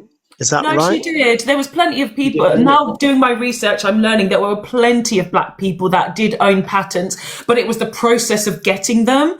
That was the problem because, of course, it's money, right? They have to have, and they also have to keep renewing the patent. So if you have the patent once, it doesn't mean it's yours for eternity. If you run out of money, you don't have the patent anymore. And that's how easily things can get lost in terms of invention creation. So Devo is crashing out because the fact is of the matter, I did say that there were other people that also invented.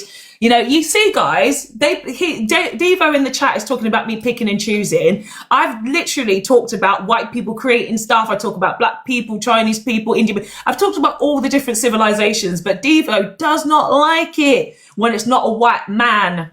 Nobody cares what your stupid name is. Devo. Nobody cares. You're very irrelevant. We're all here to try and learn something new. You don't have the ability to do so. So if you don't want to learn, you can continue to crash out in the comment section. We're now actually going to go to watch the video on Alice H.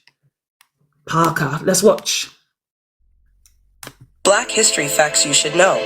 In the early 1900s, keeping homes warm was a struggle. People burned coal or wood, which meant sitting close to the fireplace while the rest of the house stayed cold.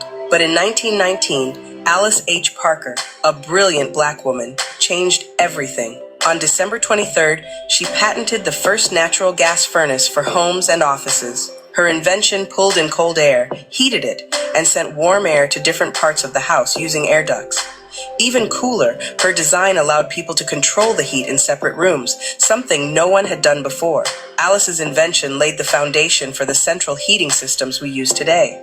She doesn't get the credit she deserves, but her work keeps millions of us warm every winter. Black History Facts. And if you go, right, and look at any website that actually has the history, because I told you I do my research. If you go and look up, because I didn't even know what HVAC meant. HVAC is the abbreviation. I had to look at what HVAC was. I was looking at companies that actually install air conditioning units, heating, blah, blah, especially in America. I was looking it up and they would credit her. They literally have a full history of everybody who has contributed to creating heating. Like I said, it goes back to 1000 BC Korea. We can credit Koreans. But in modern history and modern inventions, Alice H. Parker is the foundation of what we use as air conditioning. And of course, last time we mentioned Lewis Latimer, the light bulb guy. He also has a very big part to play in air conditioning and how we heat and cool our homes. So Lewis Latimer and Alice H. Parker, you need to look up these names. Terry Wagwan did ask the question. These people did have multiple patents as well, both of them. So that's how we talk about that one. That's the answer for that one. Next question, guys. Who do you know invented the fridge? Does anyone know who invented the fridge? Got me there again. Got me there again, Empress. Thank you, Windrush. Ems, do you have any ideas about who invented the fridge? Or who's credited? Or who do you know had a fridge? Ems? I believe the person who's probably credited is some guy called John, I'm probably pronouncing his last name wrong, Goree or something like that. Mm-hmm. But I think if we look at, there are sources that say the early invention was done by some person called William Cullen. So, mm-hmm. But again, I'm sure there's probably you have another source that says otherwise. It's all about learning. Thanks, Ems. Terry Wagwan, do you have an answer? So, well, if you talk to him from Scotland, they'd always say it's William, whatever his name is. I'm not very good with surnames because they would have said that it was him. But Ems, I think, aren't you referring to Jacob Perkins rather than, I don't know who John, but I could be wrong. So that's what comes out of my mind, but I'm ready to hear who else. Okay, thank you so much. So yes, you did mention William Cullen. So yes, he's a Scottish man, and actually he did invent a fridge. However, while his solution worked, it was actually deemed impractical for home use. So this is what we have to understand about inventions, guys. Just because somebody come up with an idea doesn't mean that's actually the version that we use today. It's important to credit the people that actually have made our lives what it is, especially when English people talk about capitalism and all the things that they created. We're not using the things that they actually created. We're using the things that actually work, right? So refrigeration actually goes back to ancient Egypt, India, ancient Persia, where civilizations in hot climates, of course, needed to master evaporative cooling. They need to find ways to preserve things for longer. And then white people, say people like Carl von Lind, if you've heard his name, and also Fred Wolf, invented the fridge. But actually who invented the parts of the fridge that actually work for us all is a guy called Thomas Elkins, and he actually held the patent for improvement on the refrigerated container in 1879. And he did this by using metal coils to keep the food fresh, right? So we're all very aware that in our fridges, there needs to have these metal coils to actually hold the cold air. And this is what Thomas Elkins is actually responsible for. So I'm going to show you some videos about Mr. Thomas Elkins. Let's flip L camera. Here we go. This is Mr. Thomas Elkins. Thomas Elkins, a visionary inventor whose work helped shape modern America. Born in 1818, Elkins was a foundational Black American who revolutionized daily life with his innovations. His refrigeration apparatus was a game changer, paving the way for modern freezers and transforming how food was stored and transported, reshaping the food industry forever. He also improved the chamber commode, combining a toilet, washstand, and mirror, laying the foundation for modern sanitation and public health standards. Elkins's legacy is a testament to the brilliance of foundational Black Americans, whose ingenuity inspires us to this day. Thomas Elkins didn't just invent, he transformed how we live, proving that innovation has no limits. Thanks for watching, and hit that like and subscribe.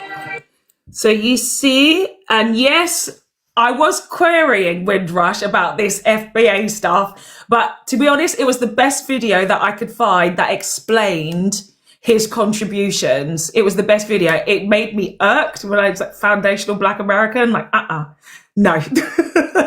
no, but it still explains exactly what he did. And I've got a second video as well to show you about Thomas Elkin, a little bit more about him. So here we go. Thomas Elkins was a Black dentist, surgeon, and pharmacist. He is best known for his pioneering invention in refrigeration technology. He was born in 1818 in New York. Elkins studied surgery and dentistry, likely with one of the founders of the Albany Medical College, showcasing his early inclination towards science and medicine. He trained under Dr. Wynkoop, a respected physician and druggist. This equipped him with the skills to operate a pharmacy, which he did for many years in Albany, New York. Beyond his medical practice, Elkins was deeply involved in the fight against slavery. During the 1840s and 1850s, he played a significant role in the Underground Railroad in Albany. He aided enslaved people in their quest for freedom. Elkins earned multiple patents, proving his inventive spirit. In 1870, he was granted a patent for a multifunctional piece of furniture, U.S. patent number 1020, that served as a dining table, ironing table, and quilting frame. This demonstrated his knack for practical solutions to everyday challenges. 2 years later, in 1872, he patented an improved chamber commode, U.S. patent number 122518. This was not just a piece of furniture, but a multifunctional unit combining elements like a bureau, mirror, book rack, washstand, table, easy chair, and a chamber stool. It reflected his interest in improving household efficiency and hygiene. His most notable contribution to science was his work on refrigeration. In 1879, Elkins patented a refrigerated apparatus, U.S. patent number 221222, which was designed to preserve perishable items and even human corpses. This invention was crucial at a time when refrigeration technology was still in its infancy, particularly for the preservation of bodies. This was something that was quite challenging in urban environments of the 19th century. His method involved a container with a system of metallic coils, through which chilled water circulated, providing a cooler environment to prevent decay. He passed away in 1900. So you see, his refrigeration techniques included storing bodies as well. He stored bodies. And also, did you notice there that he was actually the creator of, you know, when you go to those older houses and you see you've got like a dressing table and you've got a mirror and you've got a toilet, and all those old houses where everything is all combined, he was the creator of that.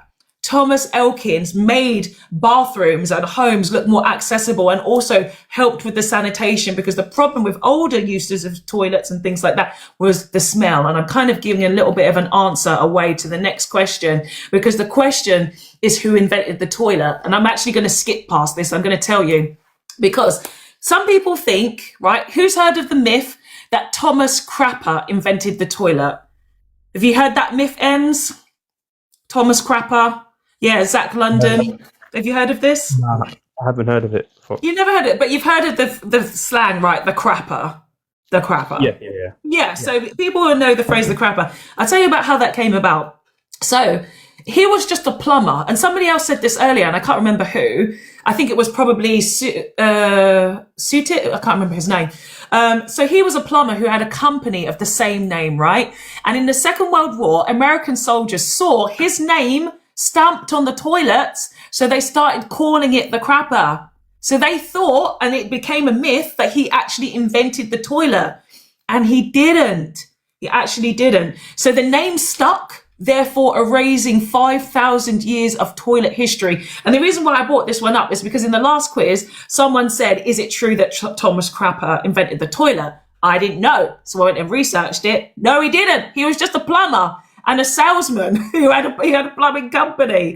And that was it. So toilets actually go back to the Indus Valley, which is what we know now as Pakistan, in 3000 BC, ancient Crete, 1700 BC, Han Dynasty, 200 BC. They had all kinds of plumbing and waste removal systems. And after the Roman Empire fell, Europeans forgot how to use toilets, right? We know that they started being really dirty and filthy. They couldn't literally keep themselves clean. And with their toilets, they were throwing their shit out of windows. They were filthy buggers.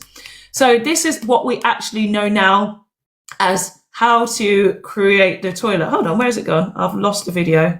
Oh, I think I actually just showed it in that previous video. Yes, that Thomas Elkins was also part of actually creating a new commode. It's basically called something commode, which meant it was more contained all of the smells, right? So we'll go to the next question. Who invented concentration camps? The myth is that it was actually created by the Nazis, but who actually did it? Ems, do you know the answer? I don't know the answer, but I'm just going to take a guess. I'm probably going to say ancient China. Ancient China. Thank you. Anybody in the chat section have any answers? Jay says Americans. Anyone else have any other answers about who created concentration camps? No, I'll tell you the answers. Oh, Steph says Belgium in Congo or Dutch in Africa. Yorkshire Teabagger says Winston Churchill. Devo says, did we? I don't know if that's a question mark. You've got exclamation marks at the end. Are you asking a question? Or are you trying to say we did? We did. What's the English there? Try again, Devo, whatever your stupid name is. Jay says you don't know actually. So let me tell you something. The British invented concentration camps. And I'm going to show you my favorite historian, who is the Salo-Sapien historian. If you guys have seen this guy, he's great. He's brilliant. He talks about so much history. And the funny thing is, I joined one of his lives. I think he's only ever done one live ever. And he always says the worst history he ever gets, like the backlash on, is British history. British people always crash out. He can talk about all different types of history, which he does on his page. But any time when it comes to British history, English people get so angry again because they believe the lies, they believe the propaganda, and it is too hard for them to accept that their history is a lie. So here we go, guys. Here's Britain's darkest invention. Either the British government didn't want to teach you. Britain invented concentration camps and used them on women and children. This is the story of the Boer War. Late 1800s, South Africa. The British Empire wants control of diamonds and gold. Two small Boer republics, Dutch-descended farmers, stand in the way. So in 1899, Britain declares war. They thought it would be quick. It wasn't. At first, the Boers dominate. Fast, mobile fighters who know the terrain. Britain's army struggles. Embarrassing defeats. Morale collapses. So Britain sends in hundreds of thousands of troops. Then things get dark. To break Boer resistance, Britain starts burning farms, killing livestock, and forcing families into camps. Not prison camps, but concentration camps. By 1902, 26,000 Boer women and children have died, mostly from disease and starvation, most of which were babies. It caused a scandal back home. Whistleblowers like Emily Hobhouse exposed the horror. The government tried to silence her, but the world really saw what empire looked like. And this wasn't ancient history, but it became the blueprint for later atrocities in the 20th century. Britain won the war, but at what cost? The Boer War scarred South Africa. It hardened racial divisions, and it helped set the groundwork for apartheid. And the idea that you could cage civilians for military gain did not end with this war. The British Empire didn't civilize the world, it terrorized it. And this, the Boer War, is just one chapter that it wants you to forget. Follow for more stories that they left out of those textbooks. So there you go. There is Britain's darkest creation. And I've talked before about the Mau Mau uprising of 1960 is when Kenyan people managed to finally liberate themselves. They were charged taxes and enslaved on their own lands by greedy British men. Everywhere that British men went around the world, they wanted everything for themselves. They didn't believe in sharing. They believed in theft, rape, murder, and paedophilia. This is literally their legacy. Yes, I can put the creator's name. It's Salo Sapien Historian. Let me type it for you guys now. Where's the comment thing here? Yeah. Salo Sapien Historian. Can I do it? Is it working? Salo. Whoops. Hold on a minute. Salo Sapien Ian Historian. Yeah, there you go.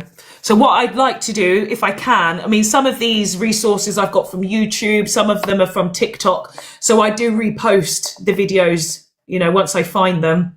So you can find them on my reposts from the answers from the quiz last week as well. They were also in my repost. So I'm going to do it again this time.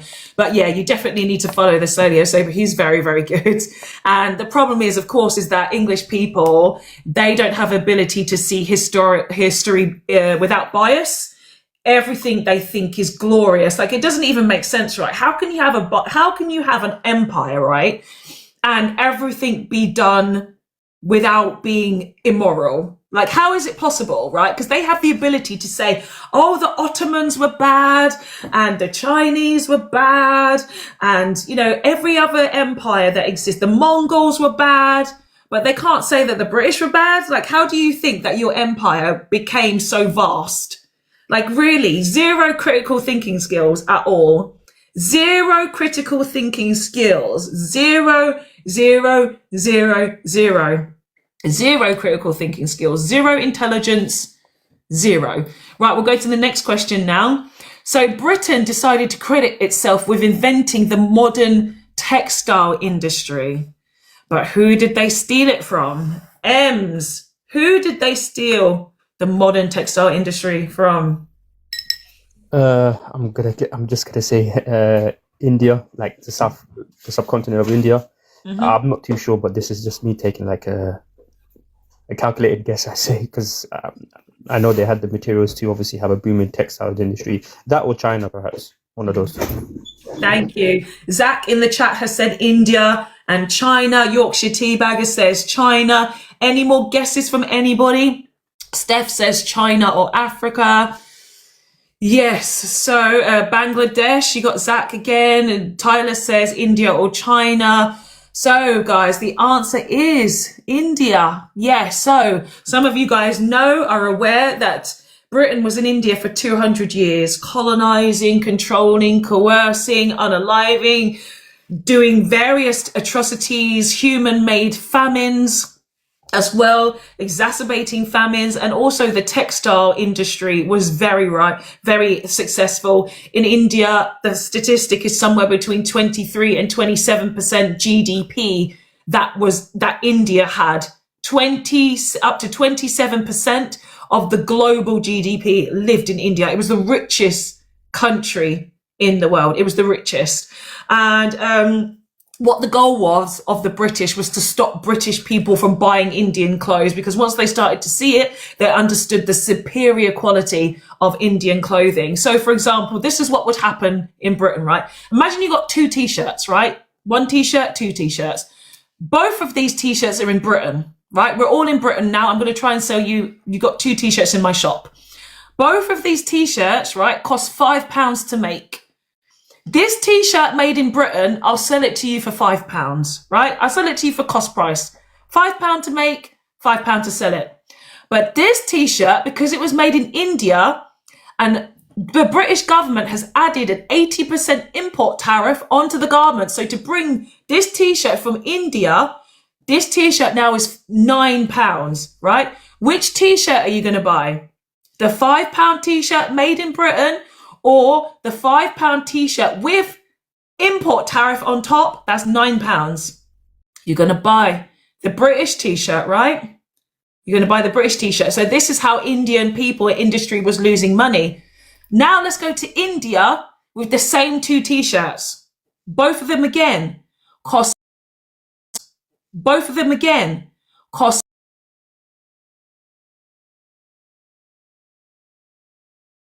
So British T-shirts now in India.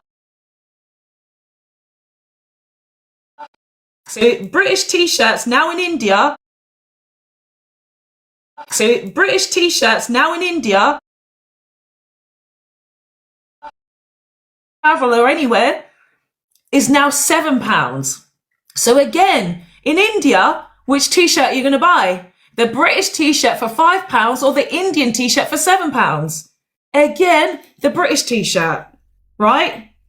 So that's what this is what British people did. They managed to steal Indian industry home and abroad. And I'm going to show you now just how brutal the British Empire was towards Bengalis, who actually were really creating something very beautiful for their people, and British, in their jealousy, really needed to do something horrible to Bengalis.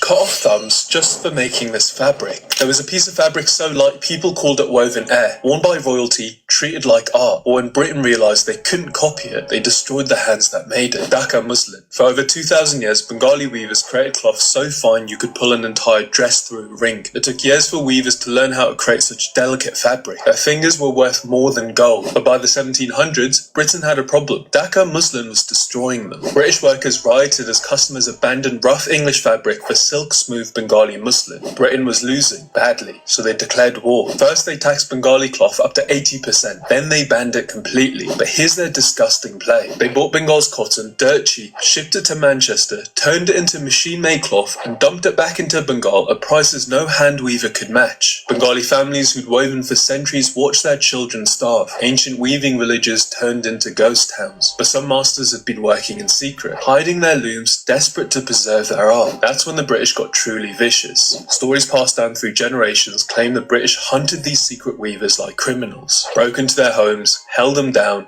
and without mercy, severed their thumbs. A craft perfected over centuries, ended in minutes. In 1750, Bengal made over a quarter of the world's textiles. By 1800, they made almost none. Today, muslin is just fabric, but once it was magic woven by masters, lost to greed, blade, and time. Why did the...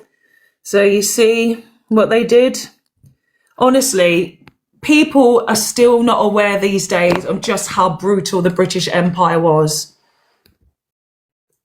It was incredibly disgusting, and they had no limits to the things that they were doing. It was pure evil in terms of the things they did to people. And of course, economies suffered. People's livelihoods suffered. They had no limits. And this is why they're definitely not human. They can't be human with the things that they did. They cannot. And so we've reached the last question, guys. And I really went into a deep dive on this one. I think I need to do a completely separate live about this, because this is about the Industrial Revolution. Now, a lot of British people, as we know, they're so proud of the Industrial Revolution. They try to say, what's it? You want to come up quick? Okay, I accept, Steph.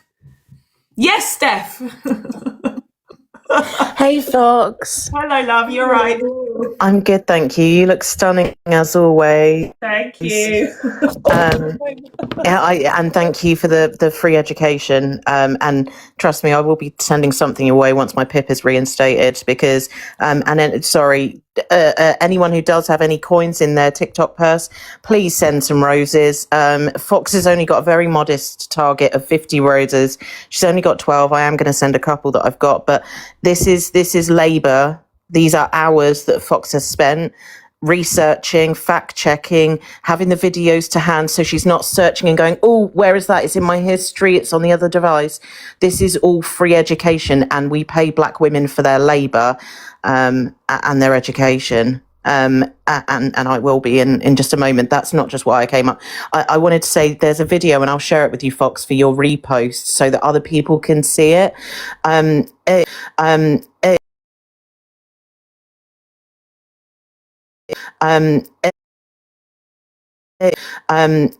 It has like boomed because of textiles, and it talked about India, and then it talked about, so how I got that question wrong by saying China or Africa is abysmal, but it talked about India, so then it talked about Britain, and there's a different video I saw about how there was about forms of resistance, that there was a particular like maybe Lincolnshire, or it began with an L, that one of the English cities refused to touch cotton from... It was Liverpool. Cotton from... Yes. Somebody came Thank up you. and said this last week, I Right. think it was. They said that they literally do, they refused. They refused to use any They enslaved. wouldn't touch it. They wouldn't touch it. Yes, thank you Yes. for the reminder, Steph. Thank you. But so what's happening today? This is still happening now because I wish I could remember the 3 or 4 countries in Africa. They are trying to do this by building their industries with textiles, and there was a coalition of 3 or 4 African countries that all agreed they would not accept donated clothes. You know how we all are told, oh, donate your clothes, it's awful to put them in the bin, and, fast fashion. And I agree, capitalism is awful, fast fashion, the clothes are intentionally made to be poor, it's planned obsolescence. But when we give them to like those donation bins, they get shipped off to Africa. And then just like Fox explained with the T-shirts, are you going to accept free clothes or clothes that are sold to you in what would be pennies in our currency or cents in American? And I can't think of an African currency. Need to educate myself on that. But would you, are you going to pay for a T-shirt that costs lots in your own currency from your own Steph, I don't know if you can hear me. Your signal was going down. You've got one red bar, Steph. We can't hear you, Steph. Steph, your signal is cutting in and out. It's cutting in and out. But I'm just going to follow up with what you're saying. When it comes to this fast fashion, and actually, again, this was going to be part of my deep dive, but I literally had to stop myself during this research, is that it came to talking about all of the things that get sort of taken from all of these other countries and other continents. We use the labor in all these other countries for cheap, bring the stuff to the UK, charge loads of money, right? The money goes up and how much you spend, how much these things are sold for, while people in other countries are suffering from the labor. And also anything that's not wanted gets sent back to these countries in poor quality. Like even when it comes to things like using buses and planes, like even transport or traffic lights, all of these things are resold back to these countries where they actually came from in the first place. And when it comes to clothing, if you guys have not seen so far, then obviously you need to change your algorithm. You need to choose your algorithm. The millions of tons of clothing that gets dumped in the countries and continent of Africa is ridiculous. Thousands of tons, like washed up in the seas, and all of these companies like Marks and Spencers and Next, they're like yeah, and Nike and Adidas, they get dumped with these, and they don't given a choice. They don't given a choice. These countries, they literally just turn up and dump all of this stuff on our doorsteps in the motherland, and it's absolutely disgusting. But I'm going to move on to the last question now about the Industrial Revolution, because it kind of has a lot to tie in with the Anti-Slavery Abolition Act as well. So there's a lot of stuff in history that people need to start making connections. So guys, let's ask the question to you. What percentage of children in the UK were working by the time they were 10 years old? Because British people love to say that, oh, children have rights and children don't do child labour, blah, blah, blah, blah, blah. Let's talk about child labour in the UK. In the Industrial Revolution, which they're so proud of, what percentage of children were working by the time they were 10? And also, thank you so much for the announcement there, Steph. Yeah, gifting was suspended because I kept showing the videos in low quality on here. It actually kept giving me violations, and that's why the views have dropped really low, because I've been very restricted from people coming by. Because obviously you guys know I get between 50 and 150 people, but the views have dropped really low because stupid TikTok has its restriction. But yes, what's the percentage, guys? So Steph, you say 85%. This is Beth says 87%. Tyler says 60%. Ems, do you have a guess on what the percentage would be for children under 10 working during the Industrial Revolution?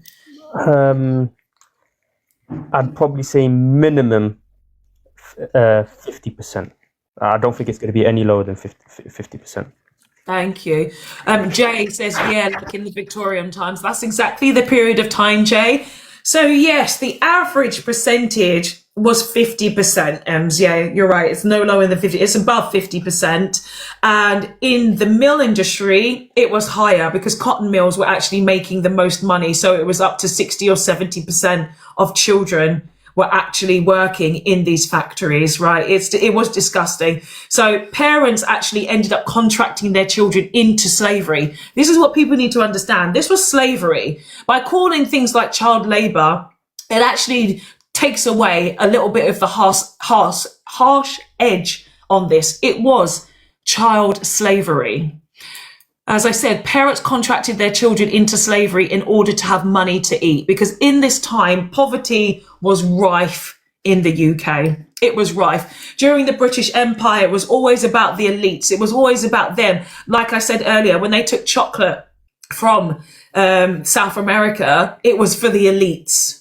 It was for the elites. Everything that they were doing was for the elites. It was not about filtering that wealth down, because they saw the working class also as commodities. The streets of the UK were filthy, absolutely filthy. Like I said, they didn't even have proper plumbing because they were throwing their shit out in the street. They were full of diseases. There were rats everywhere. London and the UK was absolutely filthy after the Anglo-Saxons came. Absolutely filthy. So again, during the Industrial Revolution, they were not children, they were commodities of the British Empire. They had no education, no play. It was just eat, sleep, work, repeat. There was also orphan trafficking, right? So children were sold by workhouses to mill owners in exchange for food and shelter. They were sold by workhouses to mill owners in exchange for food and shelter. They were also physically stunted through heavy lifting. Constant standing and malnutrition led to generations of children with deformed spines, knocked knees, bowed legs, and bowed arms. And yes, this is Beth. This is where the phrase dirt poor comes from. It comes from here because they were dirty and poor. This is Beth always says, if there were no sons, the eldest girl was forced to go to work, especially if the family was dirt poor. Yes, Steph, correct. Chimney sweeps, miners, serfs, matchstick girls. It was absolutely disgusting. What they also used to do was the overseers of these factories, they used to slow down the clocks to make workers work longer hours, and they sped them up so they only had 40-minute work breaks. And they were working 12 to 16 hour days. 12 to 16 hour days they were working. From 5 o'clock in the morning sometimes to 8 or 9 o'clock at night. Children and adults, of course, were part of this, but 50% of the workforce was children. They also had different roles. So there was these things called scavengers. And scavengers are the little kids that were actually going. So let me rephrase this. Let me start again. Right? So cotton that was picked from the enslaved Africans, and Steph did bring this up, it was brought to the UK and then weaved in the mills. Any dropped cotton was picked up by children as young as 5. Children as young as 5 were working in these factories and in these industries. So they then would go between these heavy machines and try to pick up this cotton. Their fingers would get caught in the machines, leaving them maimed. They would lose limbs, and in worst cases, their heads would be crushed and they would be killed. They had to time moving in and out of these machines. There's a documentary on Channel 4 talking about these scavenger children, and even their skeletons, you can see how they just had unnamed, unmarked graves for these children. They put them wherever they could, and they examined the bones, and their bones were just so bowed from all of the labor that they were doing to keep the rich rich. It was absolutely disgusting. It's very traumatic. And I'm sorry, I should have probably said some kind of disclaimer before this. Sorry, guys, but it's absolutely horrific. So let me tell you a little bit about the punishments that these children receive. So just disclaimer, this section, of course, is kind of the worst section. If you guys don't want to watch, please don't feel like you have to watch. But this is what we're going to talk about, the truth of how they actually treated children during the British Empire. Children working in factories in the early stages of the Industrial Revolution faced terrible circumstances. working 12 to 14 hours a day, 6 days a week. The whipping room was a standard feature of textile mill architecture. Blows were not only used to punish laxity, but to keep children from falling asleep. In some factories, children were dipped headfirst into a water cistern if they became too tired to work. Children were also punished for arriving late to work and for talking to other children. Joseph Hebergram pointed out, if we were 5 minutes too late, the onlooker would take a strap and beat us till we were black and blue. Children working in So that's some, and then this is some more here. Commute is tough good, because it's nothing compared to a Victorian child's commute. This is the reality of a Victorian coal miner before 1842, and the worst job it was called the hurrier. The hurrier was usually a child or a woman. They were given a thick leather belt, a gus belt, and a chain that was passed between their legs and clipped to a huge wooden coal cart called a corf. These carts were packed with coal and weighed up to 600 kilograms, over half a ton. These hurriers had to crawl on their hands and knees, dragging the cart through tunnels that were often only 2 to 4 feet high. If the load was too heavy, they used a helper, the thruster, usually a younger child who pushed from the rear. They would push the cart using the tops of their heads to gain leverage in the low tunnels. The result? They were often rubbed bald or left with a permanently curved spine. This gruesome practice finally ended with the Mines and Collieries Act of 1842. Like and subscribe for more facts. So you see how they were treating the children like slaves. There's a little bit more about the chimney sweep, some real footage of chimney sweepers. In the 1800s, chimneys weren't just fireplaces, they were traps. To clean them, children as young as 4 were forced to crawl into tight, pitch-black spaces filled with choking soot. These young chimney sweeps often suffocated, fell to their deaths, or suffered burns and permanent lung damage. Covered in soot, they worked long hours with little food or rest. For many, this wasn't just a job, it was a death sentence. In the 1800s... This footage, I found the original of it. It is really harrowing seeing just how young this boy is. And you see how he's already identified as 4 years old. I'm just going to put it on mute for a second. You can see his behaviour, how he's walking. This is a 4-year-old child. 4 years old.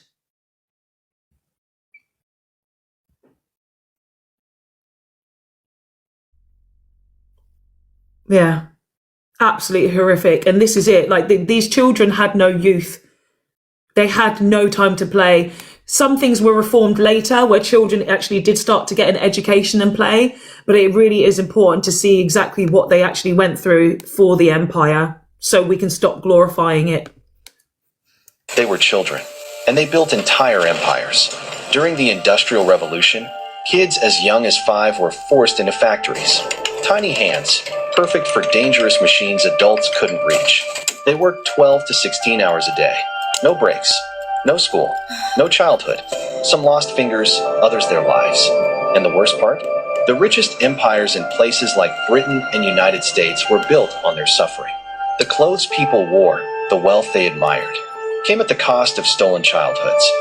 They weren't workers, they were children. And the last video I have here. Can we just call out the racism in that AI, which is they showed all the poor white. So they're talking about Britain and America, and yet they show the white kids as the poor ones. And then when they talked about the wealthy aristocracy, we suddenly went to Asia. Asia, yeah. We suddenly went to Asia. It wasn't the Asians doing this to the kids in Britain and the US. It was the white aristocracy. Sorry. Yeah, next video. Honestly, when I was looking through everything, they were trying to say certain things were happening to white people, but they were happening to black people. There's a lot of race swapping that actually does happen in a lot of content, and that's why it takes me hours to try and find the right videos to try and tell the story. So thank you, Steph, for raising that and bringing that up, because it had nothing to do with Asian people, nothing to do. So this is the last video, guys. Here again, this is just a quick video about the fate of Victorian children. Most Victorian child workers died quietly, buried in unmarked graves, unnamed in records, lost in factory logs or mine collapses that no one reported. The rare ones who made headlines were usually dead, crushed in a chimney, burned alive in a mill, drowned in a sewer.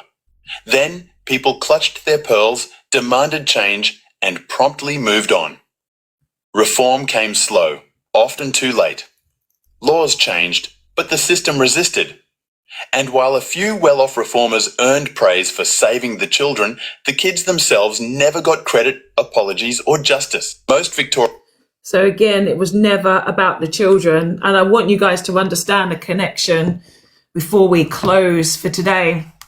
So in 1833, they introduced the Factory Act, right?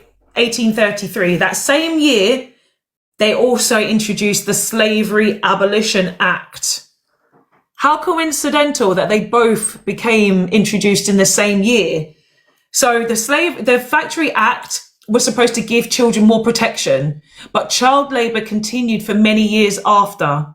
Same with slavery. So it was very, very, very clear that people were kind of waking up and understanding that we shouldn't be treating children this way. We shouldn't be treating enslaved Africans this way. But it still took 20 or so years after for governments and other people, the majorities of people, to start seeing other people as human. It took a long time to do it. A long time to do it. So, yeah, and even the early child labor laws that came in was exactly the same year that the abolition of slavery started having the conversation. So there was no coincidence whatsoever. They realized that capitalism had to become a thing. They realized that there were too many enslaved people uprising. So they had to use the children, but they had to use the children in more of an ethical way, because why children can't fight back? Africans and adults, they can fight back, which is what they were doing. Children can't fight back. And because people were so poor in the UK, they didn't have a choice. Like I said, the parents were contracting their children to these workhouses for about 20 years, up until they were 21 years old. These children were contracted and enslaved to workhouses just so families could eat and feed themselves. So, guys, that is the end of the quiz. Thank you so much, everybody, for coming. Thank you for staying. Thank you for answering questions.